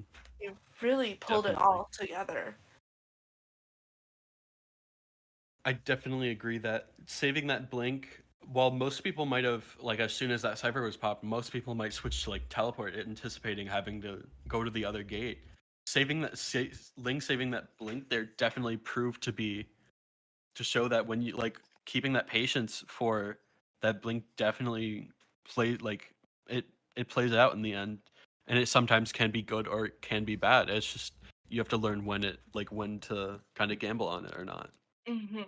It looks like we are slowly moving into our ban and pick selections as we're proceeding with this round here. We are going to be seeing CH4 surviving, and we are going to be seeing IV hunting here. So, really excited to see just what we bring to the table this time. Absolutely. Again on Ever Sleeping with our bans being Perfumer and Gardener being our global bans. Fortunately, especially on Ever Sleeping, Gardener could prove useful, but unfortunately, it was just too early. It was just she was just gone too early. You know, seeing these two in a universal ban here, um, it's it's so sad. It But, is being able unfortunately. to utilize them to their max, in the beginning, uh, you know, I just love watching these 2 really, really show their worth, in a play Absolutely. setting. It's not very often you see both the gardener and the perfumer out in the field. At the same time, especially. Mhm. Or like just in teams in general, but Gardner and Perfumer have been making their way. Like pretty much Koa 5, we never saw either of those because they were just better survivor options. But now honestly with the current like meta we have, we are definitely seeing a lot more Gardner and Perfumer just because of how many single hit hunters we've been getting are the meta currently.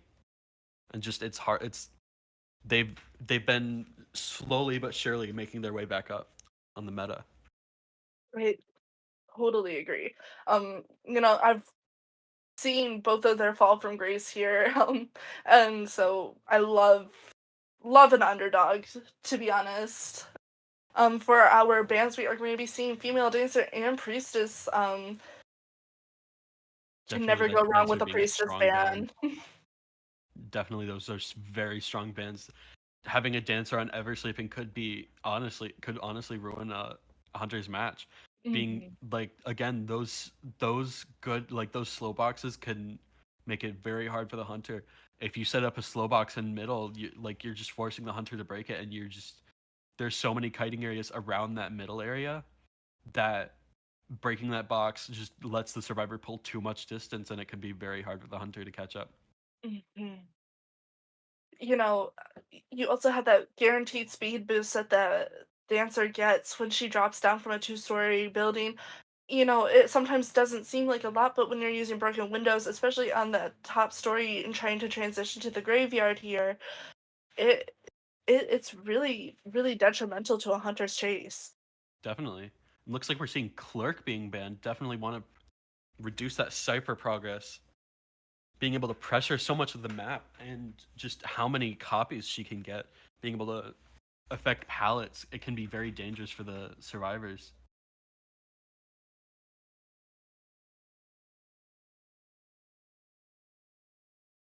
And we're slowly, slowly getting our survivor picks, and we're gonna see a prospector and a mercenary here. Um, you know, we've seen in the past just how strong the mercenary is and how speedy he can be, utilizing those elbow pads to the best of his ability. And of course, we're gonna see Prospector, who gets that speed boost around lockers and around cipher machines. Um, Unfortunately, we have seen in the past, like, the Prospector did get a stun nerf, but even then, it's still just not as detrimental to his kit. Really, really allows a lot of wasted time here. Absolutely.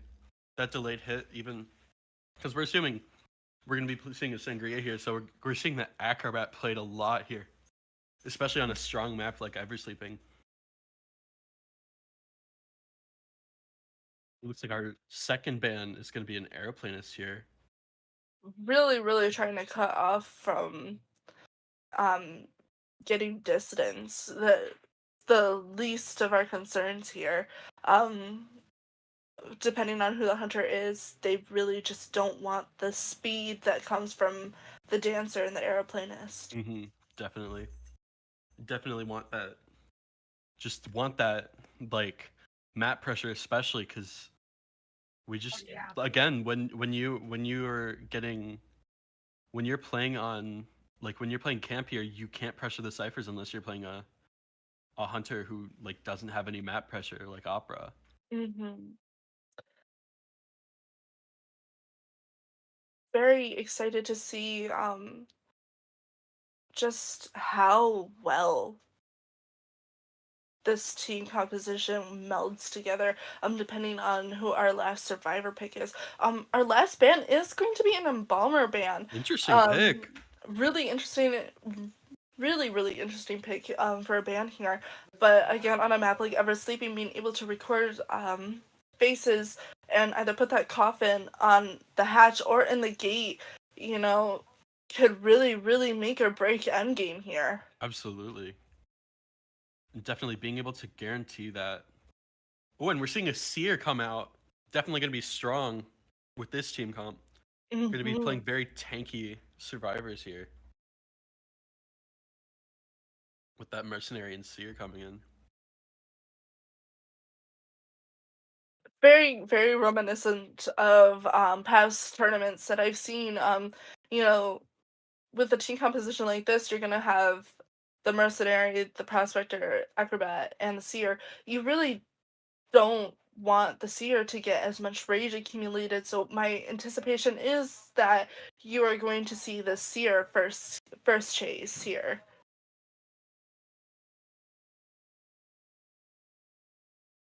Definitely, especially with seer being first chase. Like, again, it's kind of like similar to perfumer, but a little bit different here. We got that extra presence from the owl. We just like it's just hard to give that like especially when you're giving that presence to the hunter. It can be Hmm. very hard once like especially with a fast chase. Once they get that hit off the owl, like she's gonna be closing distance fast. Hmm. So you need to use that owl like as well as you can to be able to move quickly. Hmm. For sure. Also, the anticipation of this year first kite. Um, really hoping for that, because if you don't, then you also have the extra support of the seer or somewhere else on the playing field to help strengthen the first kite of anyone else here. Um, Absolutely. you're really gonna see my biggest three that I'm anticipating being first kite choices are the prospector, acrobat, and the seer. First chase mark is usually not always as viable as chasing characters who don't take as long to go Hmm. down. Definitely, it's when especially if you decide to go after that like prospector verse, that could be very dangerous because either you get a good chase with prospector and that's their harasser down. You don't have like it's very hard to come back from that. But if you're going after that seer first, you're letting pretty much everyone else decode, and that seer able to tank more hits than normal. It's honestly not like none of these survivors except seer are a good first chase. Hmm. I mean, even then, you could chase the acrobat, but It's very hard to counter again, him on ever sleeping, hmm especially it's with that just firebomb being able to lock Hunter's abilities.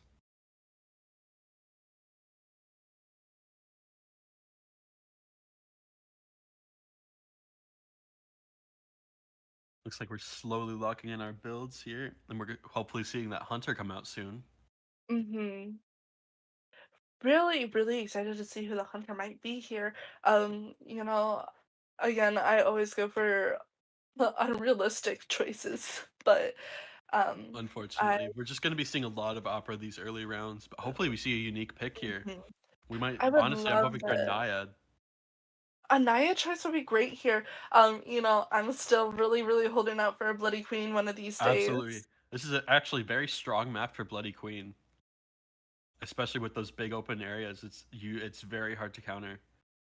But with that Acrobat, it could be pretty hard because Acrobat is one of Bloody Queen's counters, so we probably are not expecting to see a Bloody Queen, unfortunately. Hmm.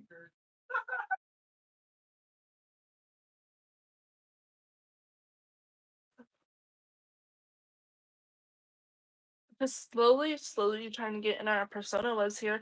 My anticipation is obviously that Mercenary is going to be bringing six. I would expect nothing less from him, and if Absolutely. I see a 3/9 Merc, I'm going to chew on bugs.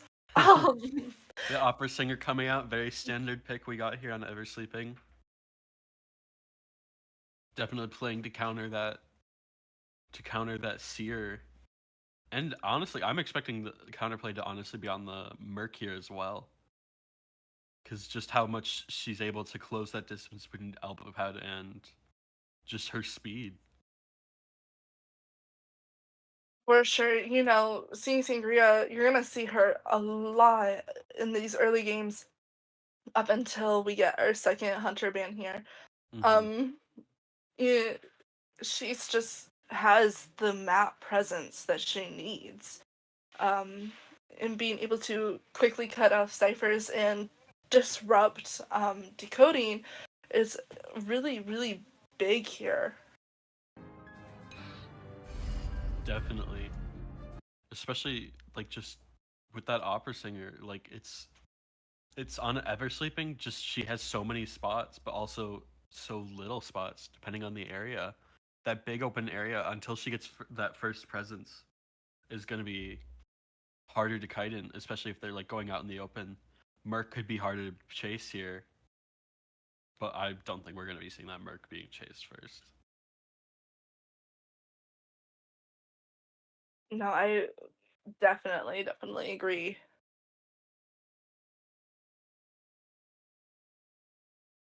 And it slowly looks like we're getting into game here. Looks like we're in the winning lobby. All right.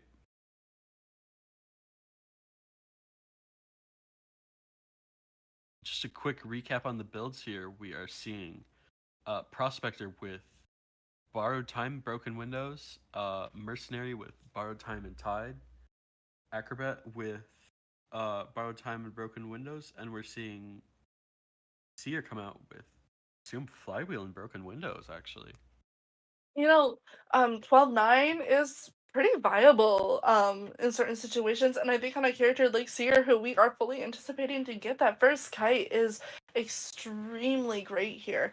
Definitely. Especially if the Seer is the one who is getting first kite, you don't need time turner, Hmm. borrow time, um, if you're hoping to go down first. Definitely. It looks like we're having that Merc spawn in mid here. Definitely a strong area. Prospector spawning far back, definitely. Out of everyone, he would probably be, aside from Seer, probably the second best chase here. Mm-hmm. Looks like we are going for pretty much the same spawn position as last match. Really, really trying to pull for getting your main kiters out of the way. It looks like we are putting the mercenary in the center here, and I think we're really benching on this prospector decoding the whole time. Absolutely.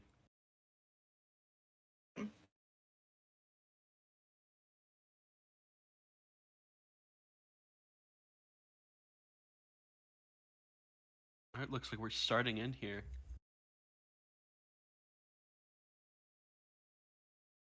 Immediately going towards mid here.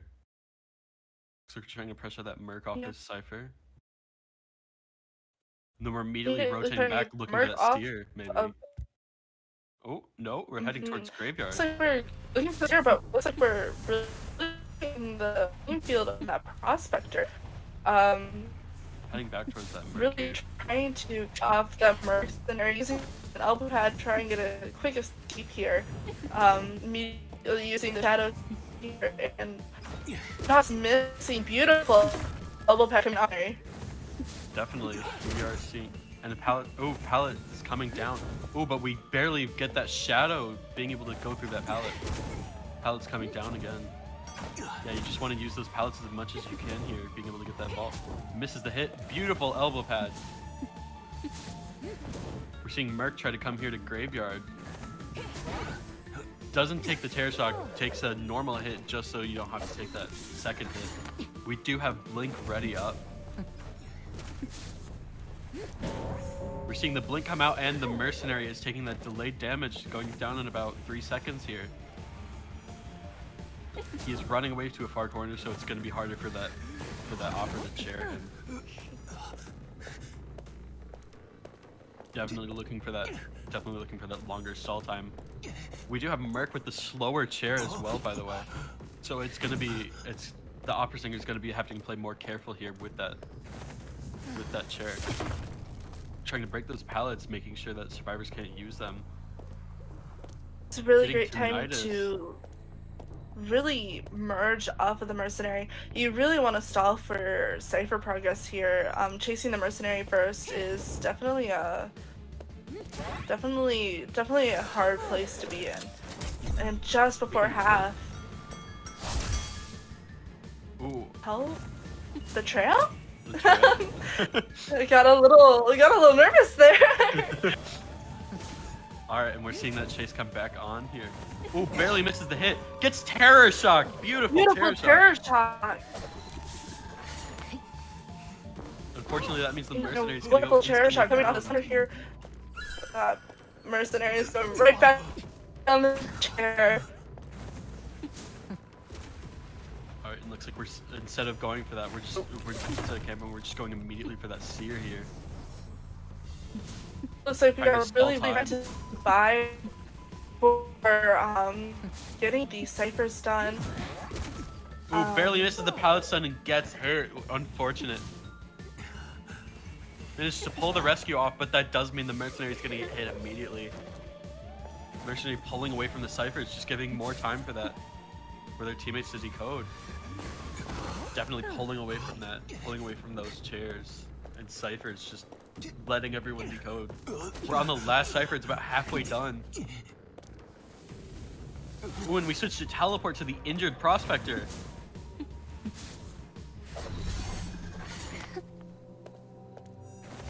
Looks like we have Acrobat decoding a new cipher here. Opera Singer not getting a stun, but getting forced out of shadow. Gets stunned here, out of.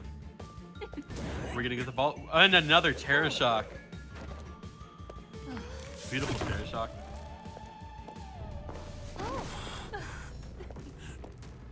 We're gonna see the Opera trying to chair close to the Acrobat cipher over here because we don't want to.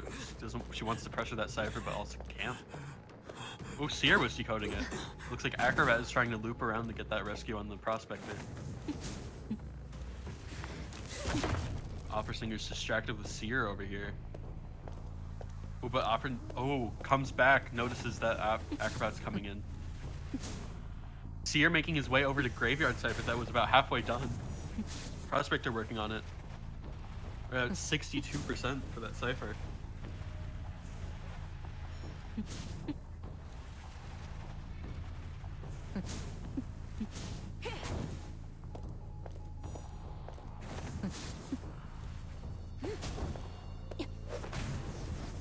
Seeing that it's gonna be an after half rescue here. It's the chair? Huh? Barely misses the hit on the Acrobat, throws the pallet down. Oh, beautiful hit. Looks like we are slowly trying to really Cypher is ready and it was for a lot primed. of time here. Cypher is primed. Invictus does need a 3-man, unfortunately, just to proceed here. So we're really trying to throw out our strongest kiters. Acrobat being this kite here, transitioning to an open air, gets the firebomb landed on the Opera Singer, so she's not able to dash. Beautiful. Doesn't get hit through the window, transitioning to Graveyard. Teleports to the gate where the Prospector's working on it, about halfway done. We get that speed boost from Prospector. Looks like we're getting a magnet pulled off. It's gonna push away so he can create distance. Beautiful stun. Prospector's just trying to waste as much time for that Acrobat to decode gate on the other side. We do still have Seer have it with an owl. He has not used it yet. Just barely missing that pallet stun here. Unfortunately for Opera Singer's hitbox, it is unfortunate. Seeing the owl come out! In endgame here, we're beautiful teamwork coming off. You're seeing dungeon here. If Seer is able to get out of gate.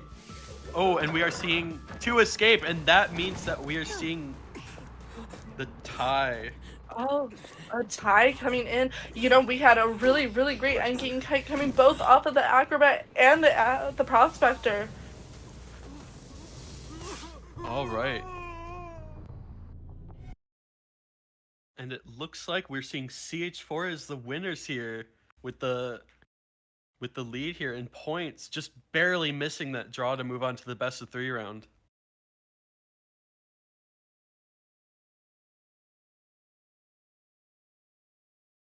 Very well played by both teams, unfortunately. Mm. You know, we had a really great communication here coming off of both the teams. You know, beautiful owl coming out of that seer. Um, Especially really helping the prospector's lifespan here. Unfortunately, just barely missing the hatch time just because the sangria's cooldown on just a little too fast here. Definitely.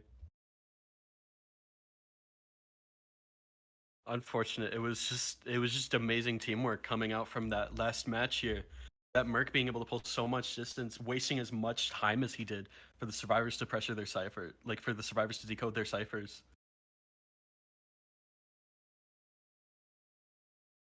So unfortunately, they were not able to pull out the 3-man that they needed to draw for the next round.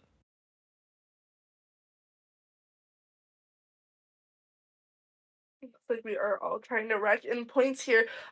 You know, I really loved watching both these teams so far. They have really great communication and just being able to utilize both their hunters and their their survivor side is really amazing. You know, I love great team composition and then being able Definitely. to see how well that these players work together and how much they communicate and just you can tell that they trust each other in certain aspects of this game, Absolutely. being able to do the things that they do and pull it off smoothly. Well, congratulations again to CH4. We're going to be going to a short intermission here while we're moving on to our next matchup, which is going to be Mhm. C3 versus GNC. So we'll see you in a bit when we get those teams ready.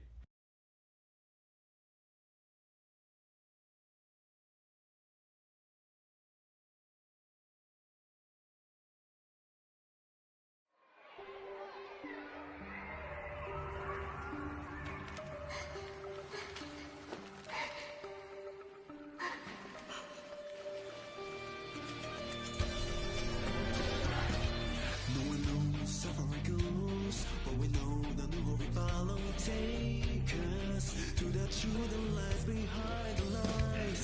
No one knows how to be free, but you know it's more than you and me. It's our destiny, down we never let go. Even through our investigation, difference nowadays a direction.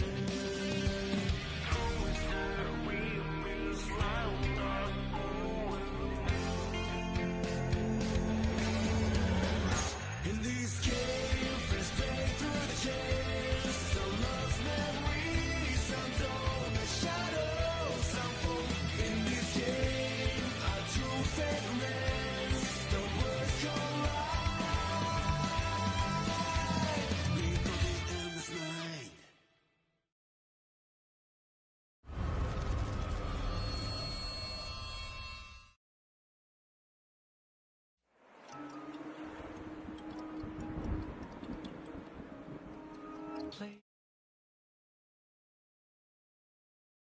We're quickly coming back. Just miscalculation on our parts. We're actually moving on to round 3 because we messed up the points.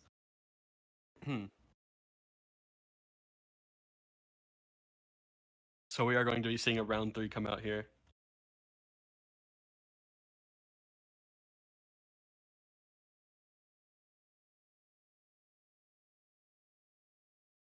So yes, to clear up the confusion for everyone, we are moving on to round 3 here.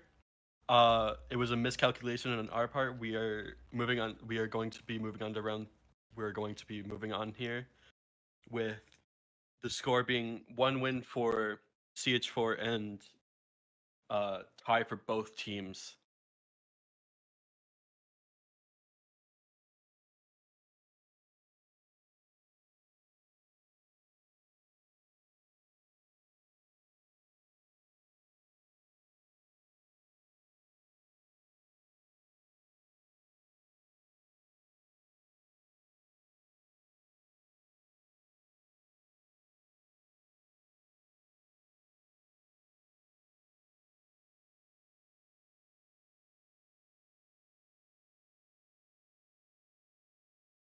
So hopefully we're gonna be quickly making up for this. We're gonna be moving on to our band picks here soon.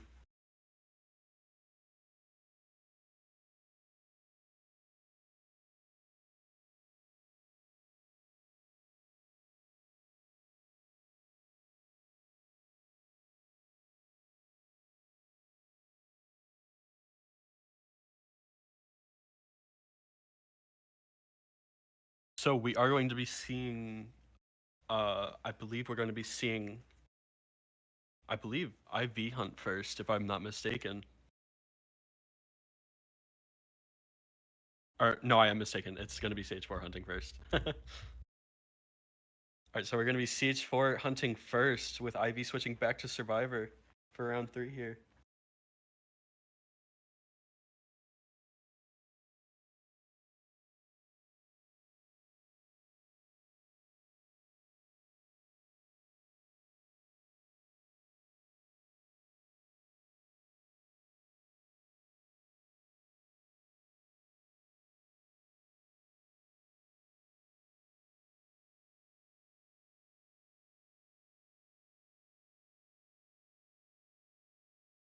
Definitely hoping to see some interesting picks here come out for that 3rd round here.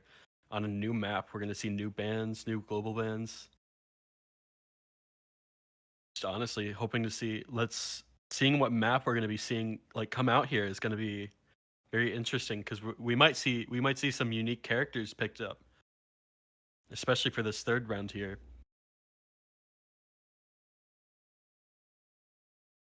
Feel free to guess who's going to be played here. We're going to maybe see some, again, like we've been hoping for, some BQ and some Naiad. Definitely some more, like maybe Lucino we might see come out. Everyone feel free to speculate who you think you're going to see next round.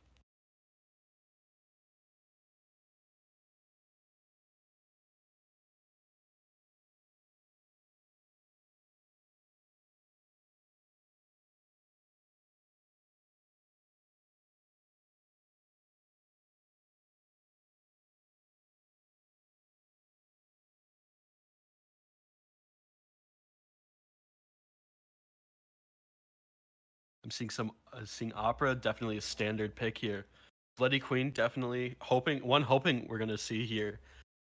Geisha we have seen before, but I'm actually hoping for another Geisha here because that would be an interesting play here. I love a good geisha match. Saw the most insane geisha match yesterday on Ever Sleeping, and I'm always really hoping forward to seeing her really get utilized by players here. I love when she plays. I love when people take her and they play so aggressively with her. The only way to play her, because if you play too lax, you're just gonna get out-cyphered. Definitely. It looks like we're moving on to our Ben pick phase here. We're gonna be seeing CH4 Ben or IV banning a map here.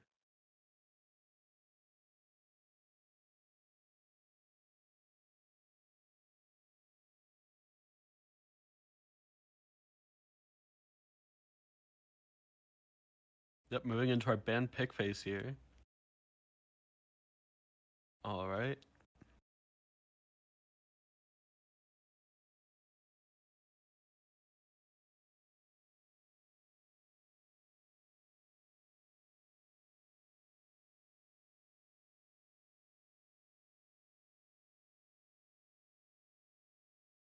Hopefully, we're going to be seeing some more interesting characters come out here. We might be seeing. Oh, we might be seeing hoping for a Violetta here. Oh, I do love a good spider. Oh my gosh, I would be so interested in seeing a spider come out here. Violetta coming out here would definitely be a super interesting pick, especially because the fact we do see her sometimes in Koa, very rarely, but like Mhm. she does sometimes appear in Koa for us. Another one of those hunters that, really fell from her throne, but being able to utilize her in such a strong way, she is extremely hard counter in certain aspects. Definitely. She like if a Violetta is able to land those shots on her web, it's just very hard. It's very hard for the survivors because that's also easy. It makes it so the hunter can see where the survivor is. For sure. Definitely being able to also slow down those survivors in their interaction speed. You would definitely see a lot of counterplay there. Would also really love to see a violinist here. Ooh, absolutely. I've seen some really insane and aggressive violinist plays in the past, and Absolutely. The slow down that he gets, and of course being able to hit with the strings is very, very vital. Definitely. All right, and it looks like we're going to be seeing some of our global bands come in here soon. Hopefully we can see what those are soon.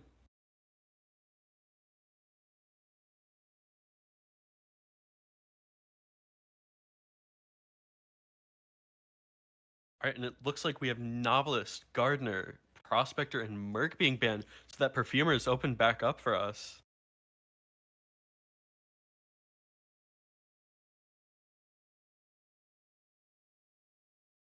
Would love to Definitely, see more perfumer gameplay coming in here. definitely, I just love watching how other people utilize her. Not even just for getting her hits reduced, but for being able to stall time and support her kite. Those perfumes are just not always for getting hit here. definitely. Seeing also some Dream Witch hoping to be played. That would be very interesting. I would love to see a Dream Witch come out here. Do love good Dream Much gameplay. Um, you know, especially with the release of Miss Tomie, you see her Definitely, so much nowadays. definitely. And it's always an interesting match to see Dream Witch come out. Just have how much she can both like pressure the ciphers and just how much of the map she can cover.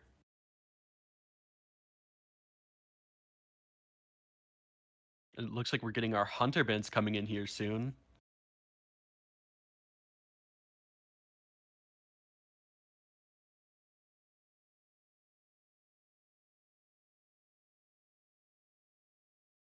We got opera and clerk being banned here. Definitely opera singer being banned here is a super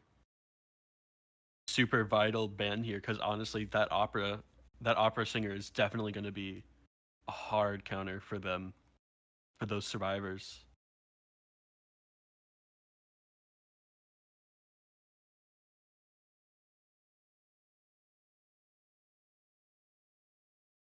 Oh, and we're seeing Red Church as our map coming out. Definitely good pick to ban that seer and priestess on. That priestess being able to create portals, especially the long ones in church. That would have been extremely vital for the survivors. So that's a huge ban for our hunter here. I am a huge Red Church fan. Lots of really great kiting areas and a lot of really great looping areas for the survivors here. Um, really, really love watching just how well versed, and how utilized certain aspects of this map are, especially when you have that graveyard area with all the pallets and then the transition to the back breakable corner. Um, there's just a lot of really great playing fields here.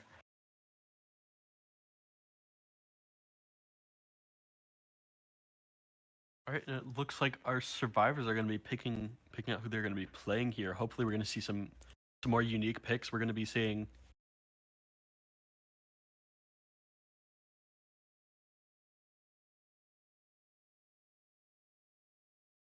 It's like, hopefully, we're going to be seeing some interesting survivors come out, especially on Red Church, where honestly it could go either the hunter or survivor's way. Very excited to see. Very excited to see how exactly they're going to be playing this out. Genuinely agree here. This is a very fair, balanced map here. Looks like we are swapping some things around. We will not be seeing Perfumer. We did get our global bans a little confused here. But we will be seeing a Gardener play here. Along with Dancer, that could be Besides a its very Dancer. lethal combo. Especially with that bubble and slow boxes, being able to break chairs, all that kind of stuff. It's gonna be very hard for the hunter with those, with just as much with these survivors, they're just trying to slow down the hunter as much as they can.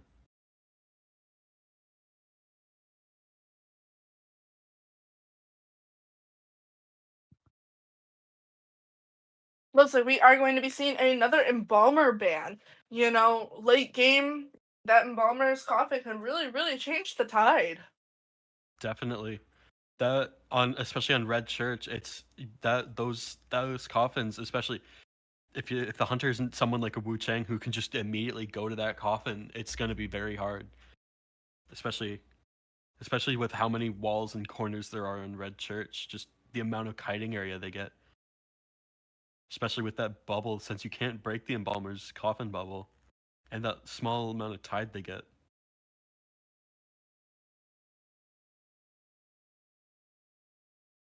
Looks like we're going to be seeing Forward come out for the survivors here.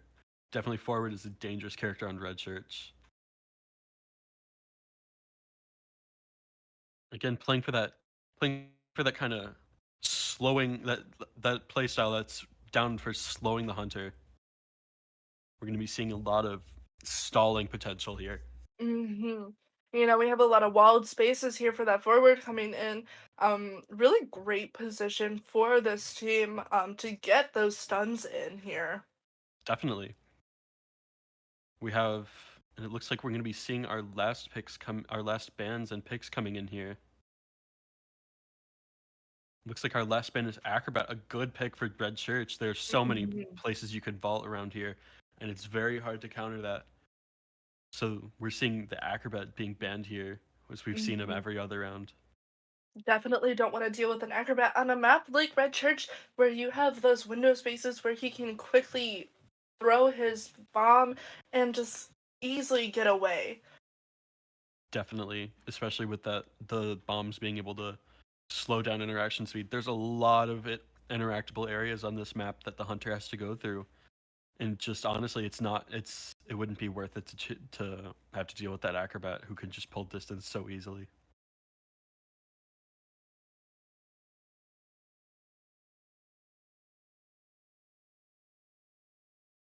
All right, and we are slowly getting our last survivor pick in. With a team composition like this, I'm really curious to see who our hunter will be. You know, I would love to see a Wu Chang here.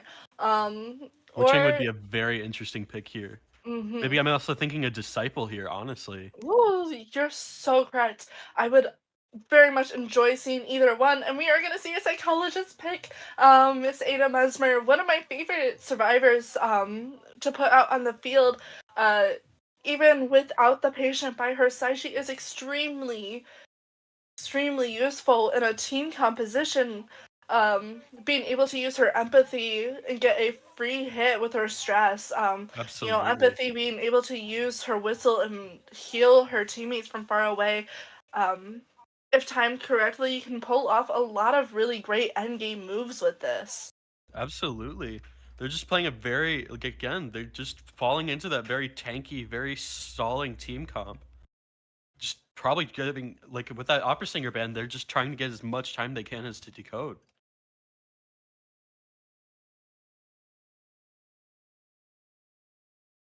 So we should be seeing that hunter pick come out here soon.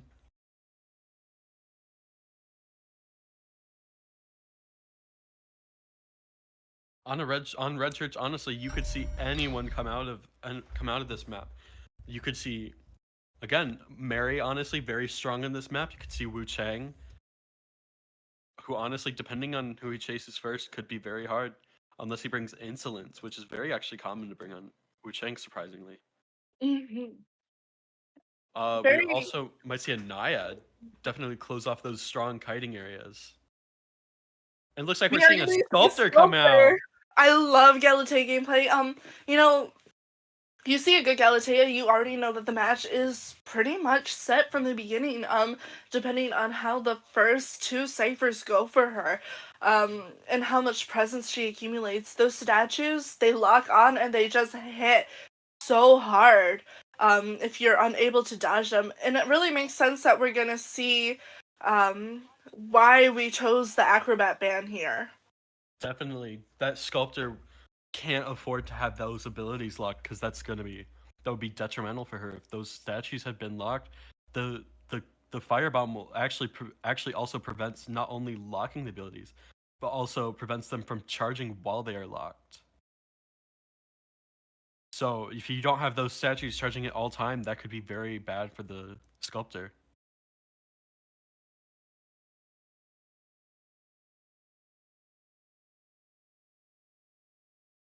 Definitely want to play against that with as much chip damage as you can, especially against a tanky team like this. Being able to quickly get that stress down for the psychologist and that Gardner's bubble down immediately. For sure.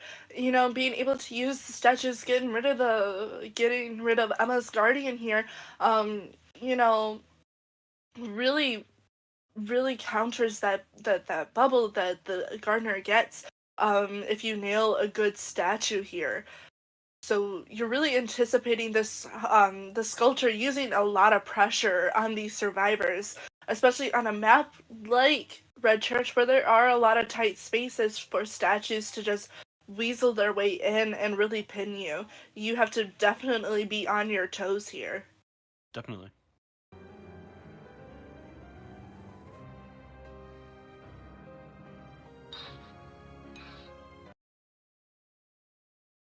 Definitely, hopefully we're gonna be seeing some counterplay with that forward to that sculptor. Definitely being able, especially with as weak as a chase that sculptor has without her statues, it's gonna be very hard for that. It's gonna be very hard for that sculptor to counter the forward. Mm-hmm. Very interested to see how this match goes and just how well this team tries to work around the presence of a sculptor on a map like Red Church here. It does seem like we are seeing the Gardner bringing broken. No, I believe that is Flywheel and Tide Turner. Oh, no borrowed time for the Gardner. Interesting choice. You know, really betting on that Gardner being able to rescue here. Just you really want to waste as much time as possible. Definitely. We have our psychologist here on borrowed time and broken windows. Our dancer on the same, and our forward on borrowed time and tide. So have our Gardner the only one with no borrowed time.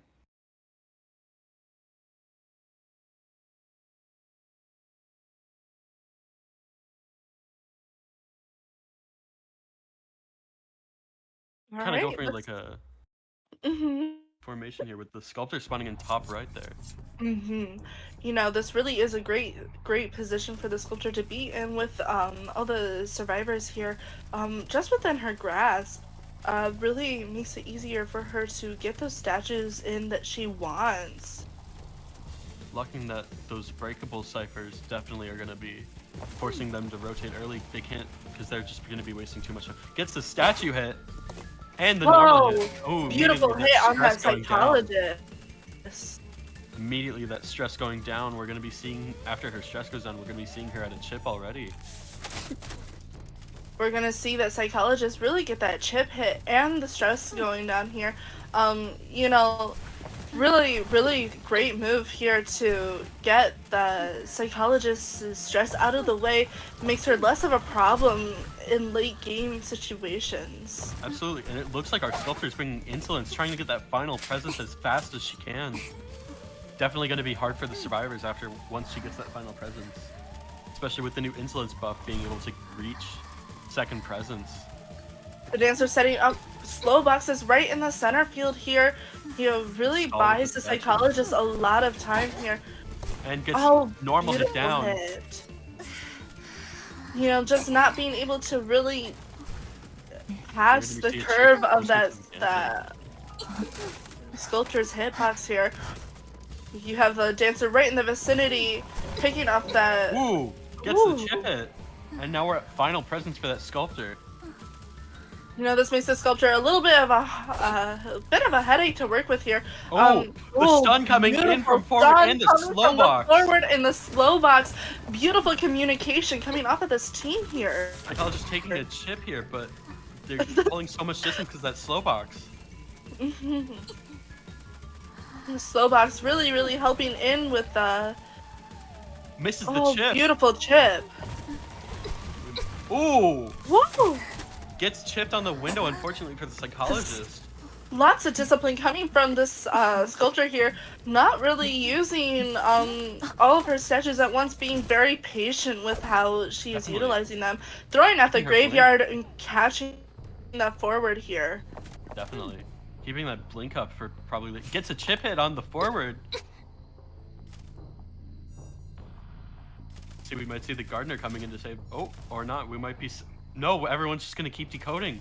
They need to get those ciphers done because they are at 3 ciphers and they can't afford to rescue here.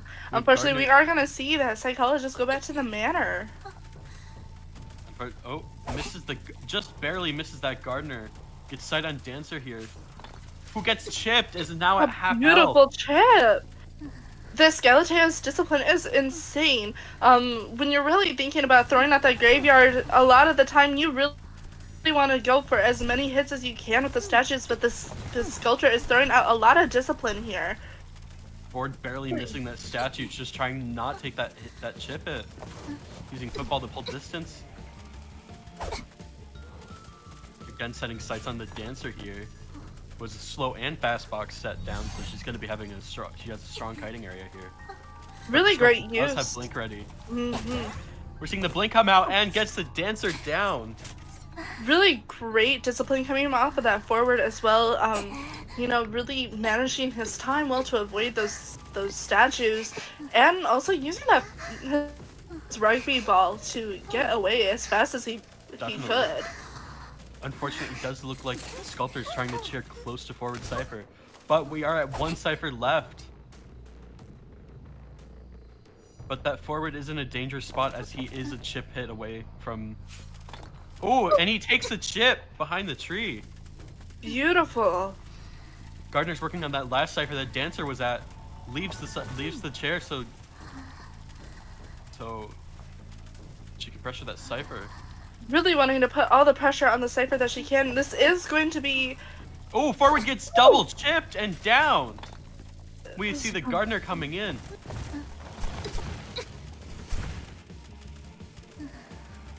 Fortunately, no statues set up for reservation here. We see the... We are going to see that guardian go off. We have Tide active. We have... All right, she's on the last cipher now. Breaking the chair.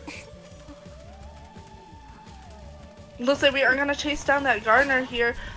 Takes a normal hit. Really do not want her to finish the cipher.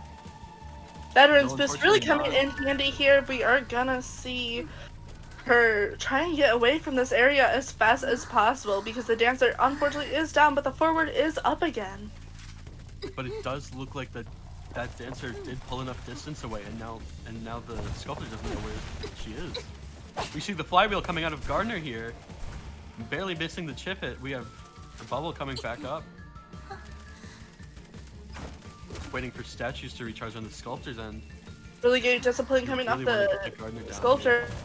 You really do not want to hit. Gardner goes down, vaulting the pallet. Looks like dancer and forward are healing themselves up right now. They want to get that rescue off on the gardener because she doesn't have borrowed time.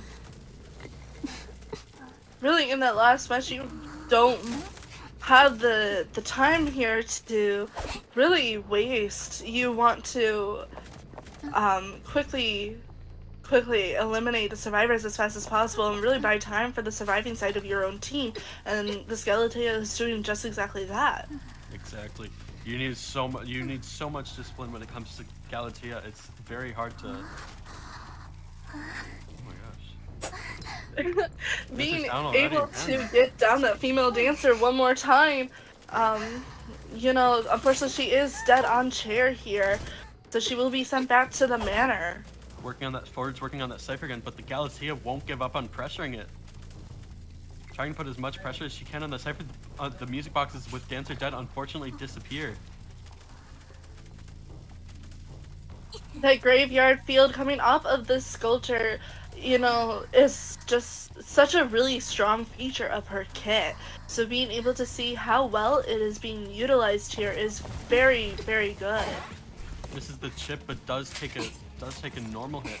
We see Gardner making her way back up to breakable here, trying to get that wall down so they have a better kiting area. Forward taking another chip here. Managed to pull more distance with his rugby ball. Fortunately, we don't have any statues left for pressuring right now, but we are going to be seeing that blink ready. 82% on the Cypher. Really thinking that we're going to be saving the blink for as much as we can. We are going to get that forward final gets down by chip. the chip. Unfortunately, really- not much the Gardner can do here. She doesn't have borrowed time or, honestly, really much to do. She's half health. This is unfortunately the unfortunate downside of not running borrowed time here. Typically you don't believe that you're going to be the last survivor on the field. And sometimes when you are, it's just a bit hard to work around. Definitely. Beautiful Gardner goes down blink here into for the Gardner. 4-man. Beautiful prediction. All right, Ivy with the 4-man on Sculptor here. We're moving on to round 3, second half, where we see CH4 hunting. Honestly, a beautiful match from that Sculptor with her discipline, just being able to hold on to those statues and blink long enough to really use it to its most effective state.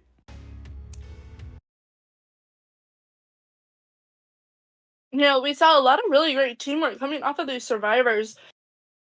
Being able to communicate just how much you can get away with decoding certain ciphers. Unfortunately, just falling back into that last cipher right there was a bit of a downfall, just because there was the utilization of the female dancers' boxes that they really, really wanted to push for.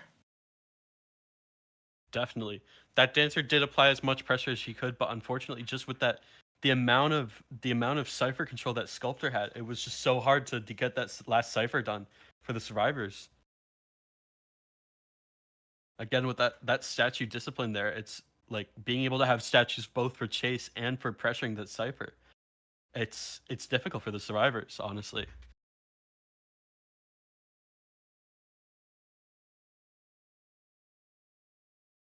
Unfortunately, I do agree. It takes a lot of discipline for the sculptor here to really be able to anticipate the moves that survivors will have and predict them, which means you get a lot of really great statue hits here.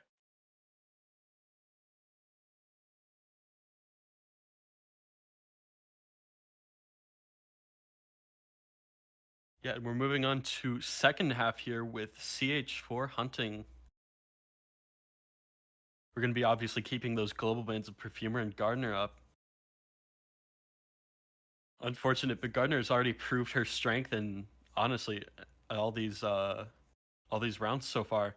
We're seeing Professor and Aeroplane has come out with the global bans. Definitely good picks for those. Just with how much they're able to help the team out. Being the Professor can help his team by giving scales. The Airplane is able to pull as much distance as he is able to, especially on Red Church. For sure. I definitely agree here. Um, you know, we've been saying for for the past few hours here that these are some really strong survivors that you really don't want to mess with late game, especially when your list of hunters that you can play goes down. Being able to counter both the Perfumer and the Gardener here is definitely the one thing you want to do. And obviously we are losing the Professor and Aeroplanist, and we saw just how well the Aeroplanist can be utilized here.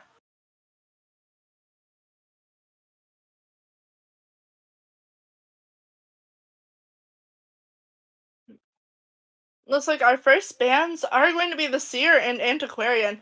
Really do not want to mess with the stuns there or the owls coming off of the seer. Definitely. Looks like we're gonna be that. Yeah, that antiquarian being like permanently banned is definitely important for the hunters because just of how much utility she's able to provide for the team.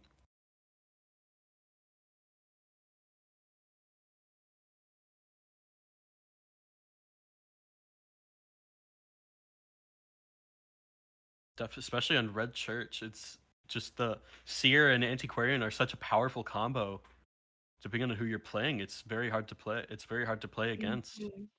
It looks like we are going to be seeing our first survivor logins, and our second one is coming up too. I really am hoping to see a barmaid come into play sometime here. Definitely, Um, I am a huge fan of how the barmaid maneuvers. She's pretty much just like the psychologist, but can do it at the same pace. definitely. We have Embalmer and Psychologist coming out playing super tanky already. Definitely that coffin being able to on Red Church being able to stall for a lot of time. And again, that Psychologist with the stress.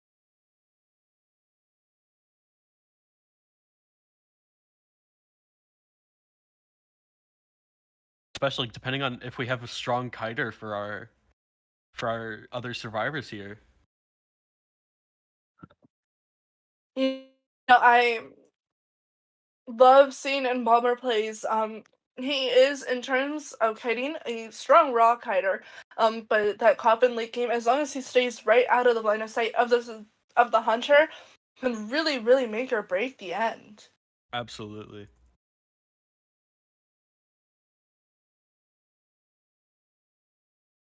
Honestly, I'm hoping I'm definitely again I'm hoping we see a barmaid come out here, and it looks like our hunter bins are gonna be Hermit and Opera Singer. Definitely expected those. The Opera Singer is so strong in Red Church, and Hermit being Mhm. able to slow down Cipher progress as much as he can. When you're really trying to push for a one man here, you really don't want to mess around with cipher progress. So getting that hermit out of the way, um, you know, really vital choice here. Definitely. Hopefully, we're seeing our next Survivor pick come out here soon.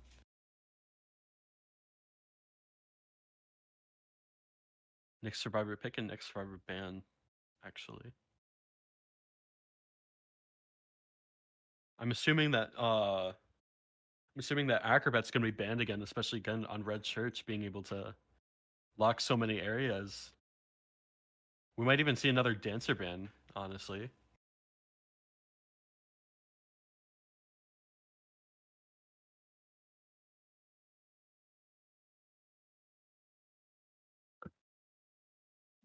Seeing an acrobat ban, especially on a map like Red Church, there's a lot of really great corner spaces for the acrobat to weasel his way into just to get out of the line of sight of the hunter. You have that oblique wall just outside of the church there, with the chair connecting there. You can easily throw a bomb through there and quickly just maneuver your way out. Yeah, definitely.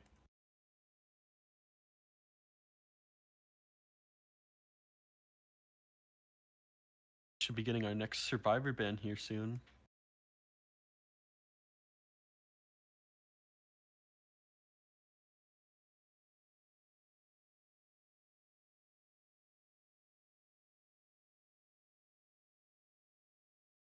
All right. Looks like our third survivor band is coming in. It is going to be that mercenary. Really good pick here. It looks like from my anticipation here, we are not going to be seeing a chip hunter. Usually, if you're playing a chip based hunter, you don't really need to see the mercenary band because Yeah, you get a few because Merc chips is not in, usually easy a down. yeah Merc is not usually a problem for characters that play off chips, especially like Galatea, who can close distance Mhm. with that chisel of hers. For sure.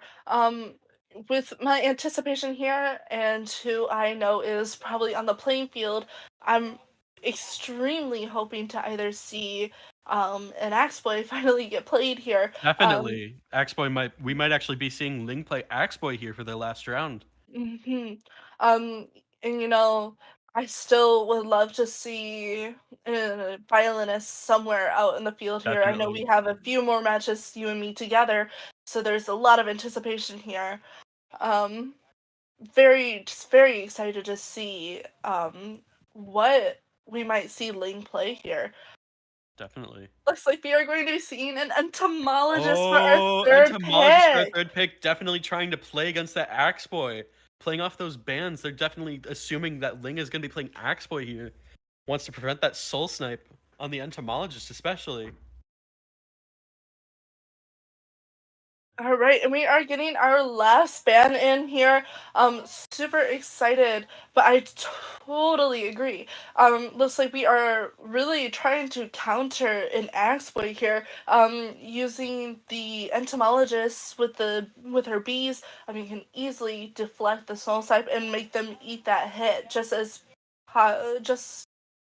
lots of possibilities here.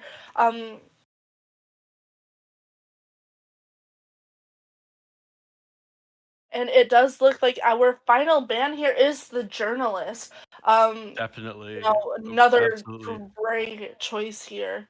Strong ban, especially when we're considering Axe Boy. And we're getting a Gravekeeper. We're playing tanky for that Axe Boy. Definitely assuming that they were gonna play Axe Boy here.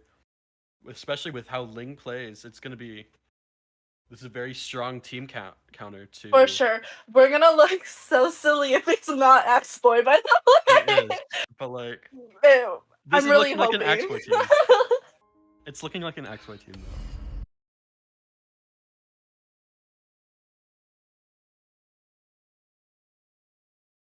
Looks like we have our hunter pick coming in here soon.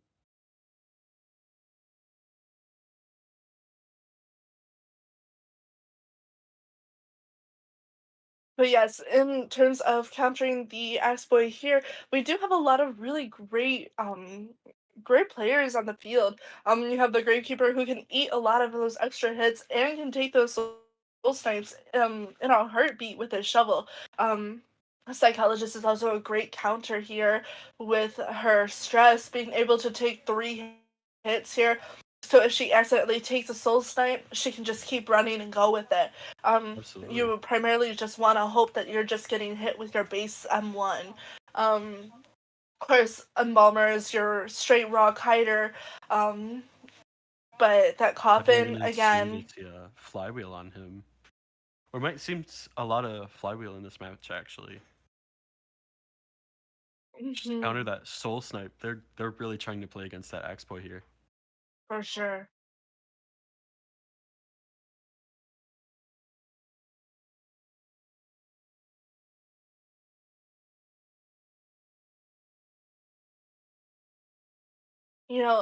Really anticipating a lot of flywheel plays here. My guess here, and this is just how I've seen certain people play it, is you might see a 6-9 Embalmer play here. Just because of endgame. Um, you don't really need 3 if you're kiting when you have a coffin still on the field, and that's fully anticipating that you do not get chased so early on. Definitely. So really, really anticipating just how much we see out of these survivors and how well they communicate with each other. Definitely.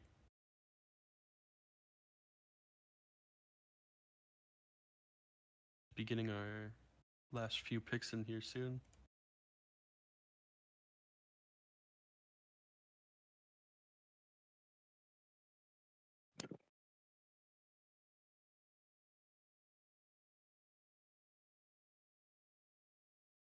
Hopefully we see some more of those hunters we've been anticipating to see, honestly.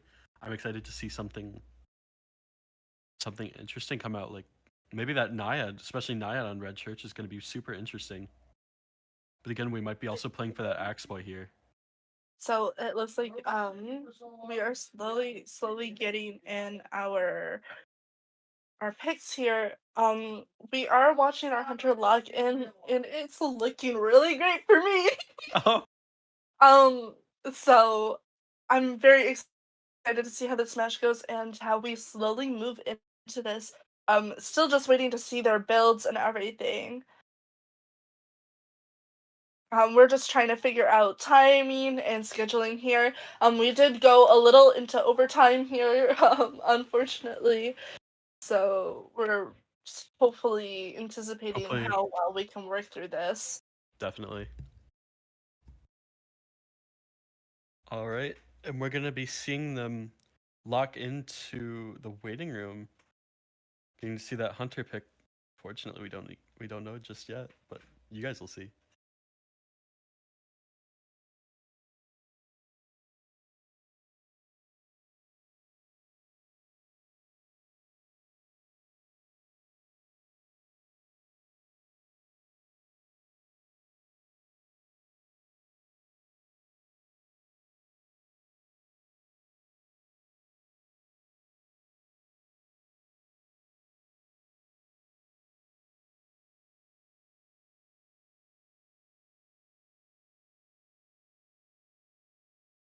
Definitely hoping to see an interesting new hunter come out, especially with that Hermit and Opera Singer ban. For sure. We're slowly moving in. We still We're are seeing a Mary pick. anticipating. Like I said, this is great news for me. I do love great Bloody Queen play here. I thoroughly do enjoy seeing her and seeing how well utilized she is.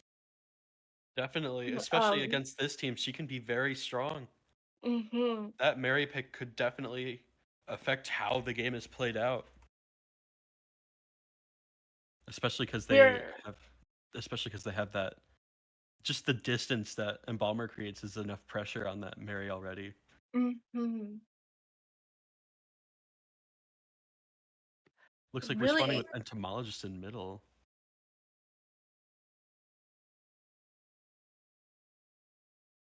Trying to heat that strong kite. Gravekeeper spawning in red carpet. We have Embalmer spawning in shack. Strong kiting areas for all of these characters.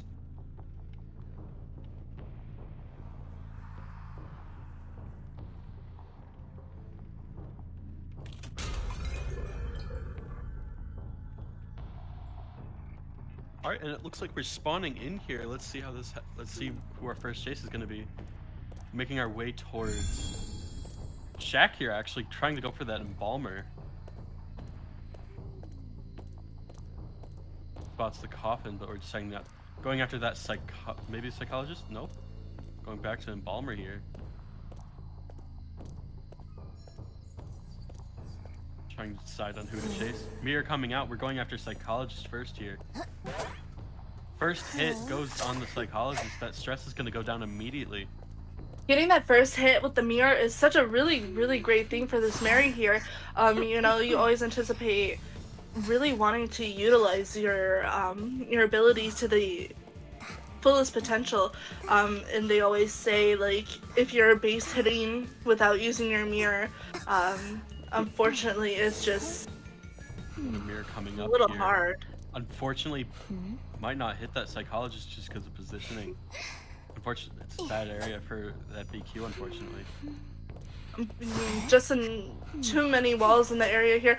Flywheel comes beautiful out. flywheel. Blink comes Beautiful out blink. and we get the hit. Trading our traits here. We got the blink coming out for the flywheel. Mirror's just about off cooldown. Yeah, and we're seeing that quick mirror come down here with the psychologist getting down.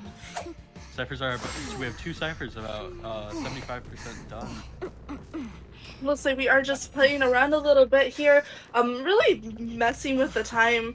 Mary doesn't have a lot of great cipher pressure like she used to, but being able to get that psychologist down, we are being knocked down to 4 ciphers. It's really up until this Mary to be able to disrupt as much as possible. We have Gravekeeper coming in here for the rescue. Unfortunately, Mary won't be able to really counter that. Just because of how many hits he can actually tank as Gravekeeper. Really wasting the time here with this Gravekeeper.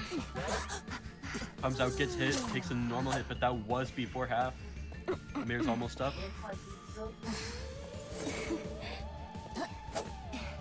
Oh, barely misses the hit.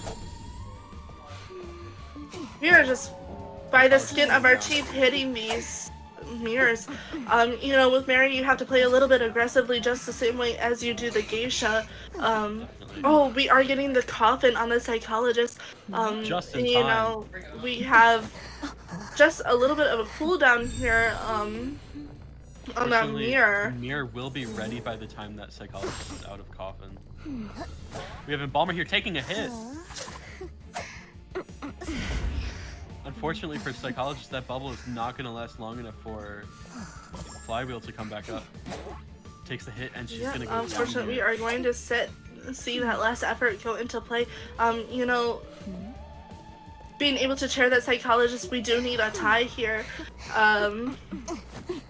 We're watching all of them run out of the way. You don't want to be in the same vicinity as the Bloody Queen when she's throwing down that mirror. Being able to anticipate where survivors are. You're going to see the entomologist set her bees up right in that window area, but she's going for that embalmer for sure. For the Embalmer here, he has no coffin, so he's basically no utility. Blink is back up. We're going to see that Blink come out here. Beautiful immediately. Blink. No chance for the Embalmer to Flywheel. Gonna immediately see that chair, just trying to chair as fast as they can. That entomologist decoding a cipher, but unfortunately gets spotted by the BQ. Unfortunately, super far away from Embalmer's chair here, so there's unfortunately not a chance for the rescue if she gets hit. Ooh, and we're going over. Unfortunately, there's no one close by, so the Gravekeeper is just gonna keep decoding here.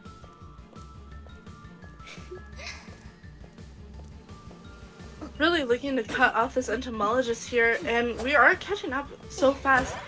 Oh, just swinging into the pallet. The entomologist just missing that pallet stun that could have been grass there, buying a little bit more time. Unfortunately, we are going to see the entomologist hit the chair as well. It's entirely up to the Gravekeeper to try and rescue, but I believe... Ooh. Last minute mirror setting down the entomologist for the rescue. Gravekeeper unfortunately not able to make it in time. It looks like we were just going right to cut off that Gravekeeper. Unfortunately, we are securing that tie here with the Embalmer going back to the manor shortly. The goal for CH4 here for Ling is to get that 4-man. Getting the 4-man means that, like, just so basically Ivy just needs to get that dungeon. Entomologist picks herself up. Unfortunately, 2 ciphers are left, so it's going to be really hard. Huge shovel from the Gravekeeper, misses the mirror. Able to tank a hit here. Running around to breakable. Unfortunately, really great. Ling has teleport here, so no more Blink. Being able to comfortably switch to teleport last second here, you know, it really shows that Ling is very comfortable where he's at, playing Bloody Queen right now. Definitely. Gets the mirror down on Gravekeeper, but does not know where Entomologist is currently at the moment. Leaving that Gravekeeper down. Entomologist is on dungeon.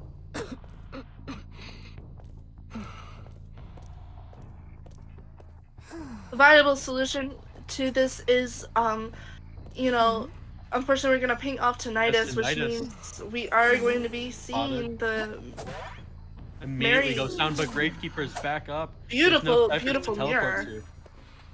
No ciphers over there to teleport to. Unfortunately, the entomologist has already picked herself up, so we really just need to see this Gravekeeper last as long as he can to either wrap his way around the map or to heal the entomologist or buy enough time for him. Huge mirror. Ooh, huge mirror. Beautiful mirror. It's the Gravekeeper, unfortunately, who does not have any utility left. Spots the blood trail. And it looks like they're just going to play this patiently until either Mirror comes back or just gets the down here. So, unfortunately, Bloody Queen is one of those hunters that does not have the strongest chase. But with that mirror, she can really close off distance as much as possible. This is showing the mirror immediately comes out. Oh, huge, huge for that grade. Unfortunately gets hit behind the Ooh, get pallet. hit through the pallet. You And know, unfortunately, it looks like they're really, gonna really lose. great discipline here. All right, and with that, we have finished round 3.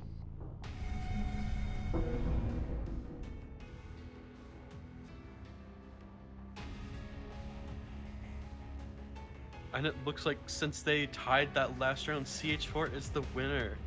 We are going to be seeing CH4 move on here. But we had a lot of really, really great plays coming off Definitely. of both teams today. You know, we had a lot of really insane moments, lots of chair shocks, really great end games here. Invictus puts up such a great fight, and their survivor team is so well organized, and their communication with each other is superb. Definitely. Good job to both teams. Everyone did their best. Love to see all these matches just won by barely 1 point though. Literally at the skin of our teeth. You know, we had such a really great matchup here. Definitely. Unfortunately, we didn't get to see Axeboy come out, but that was definitely just because they were We'll playing a see him in very the future. We will see him. We will see him eventually, hopefully. But very well played for both Ivy and CH4. Congrats again to CH4 for winning.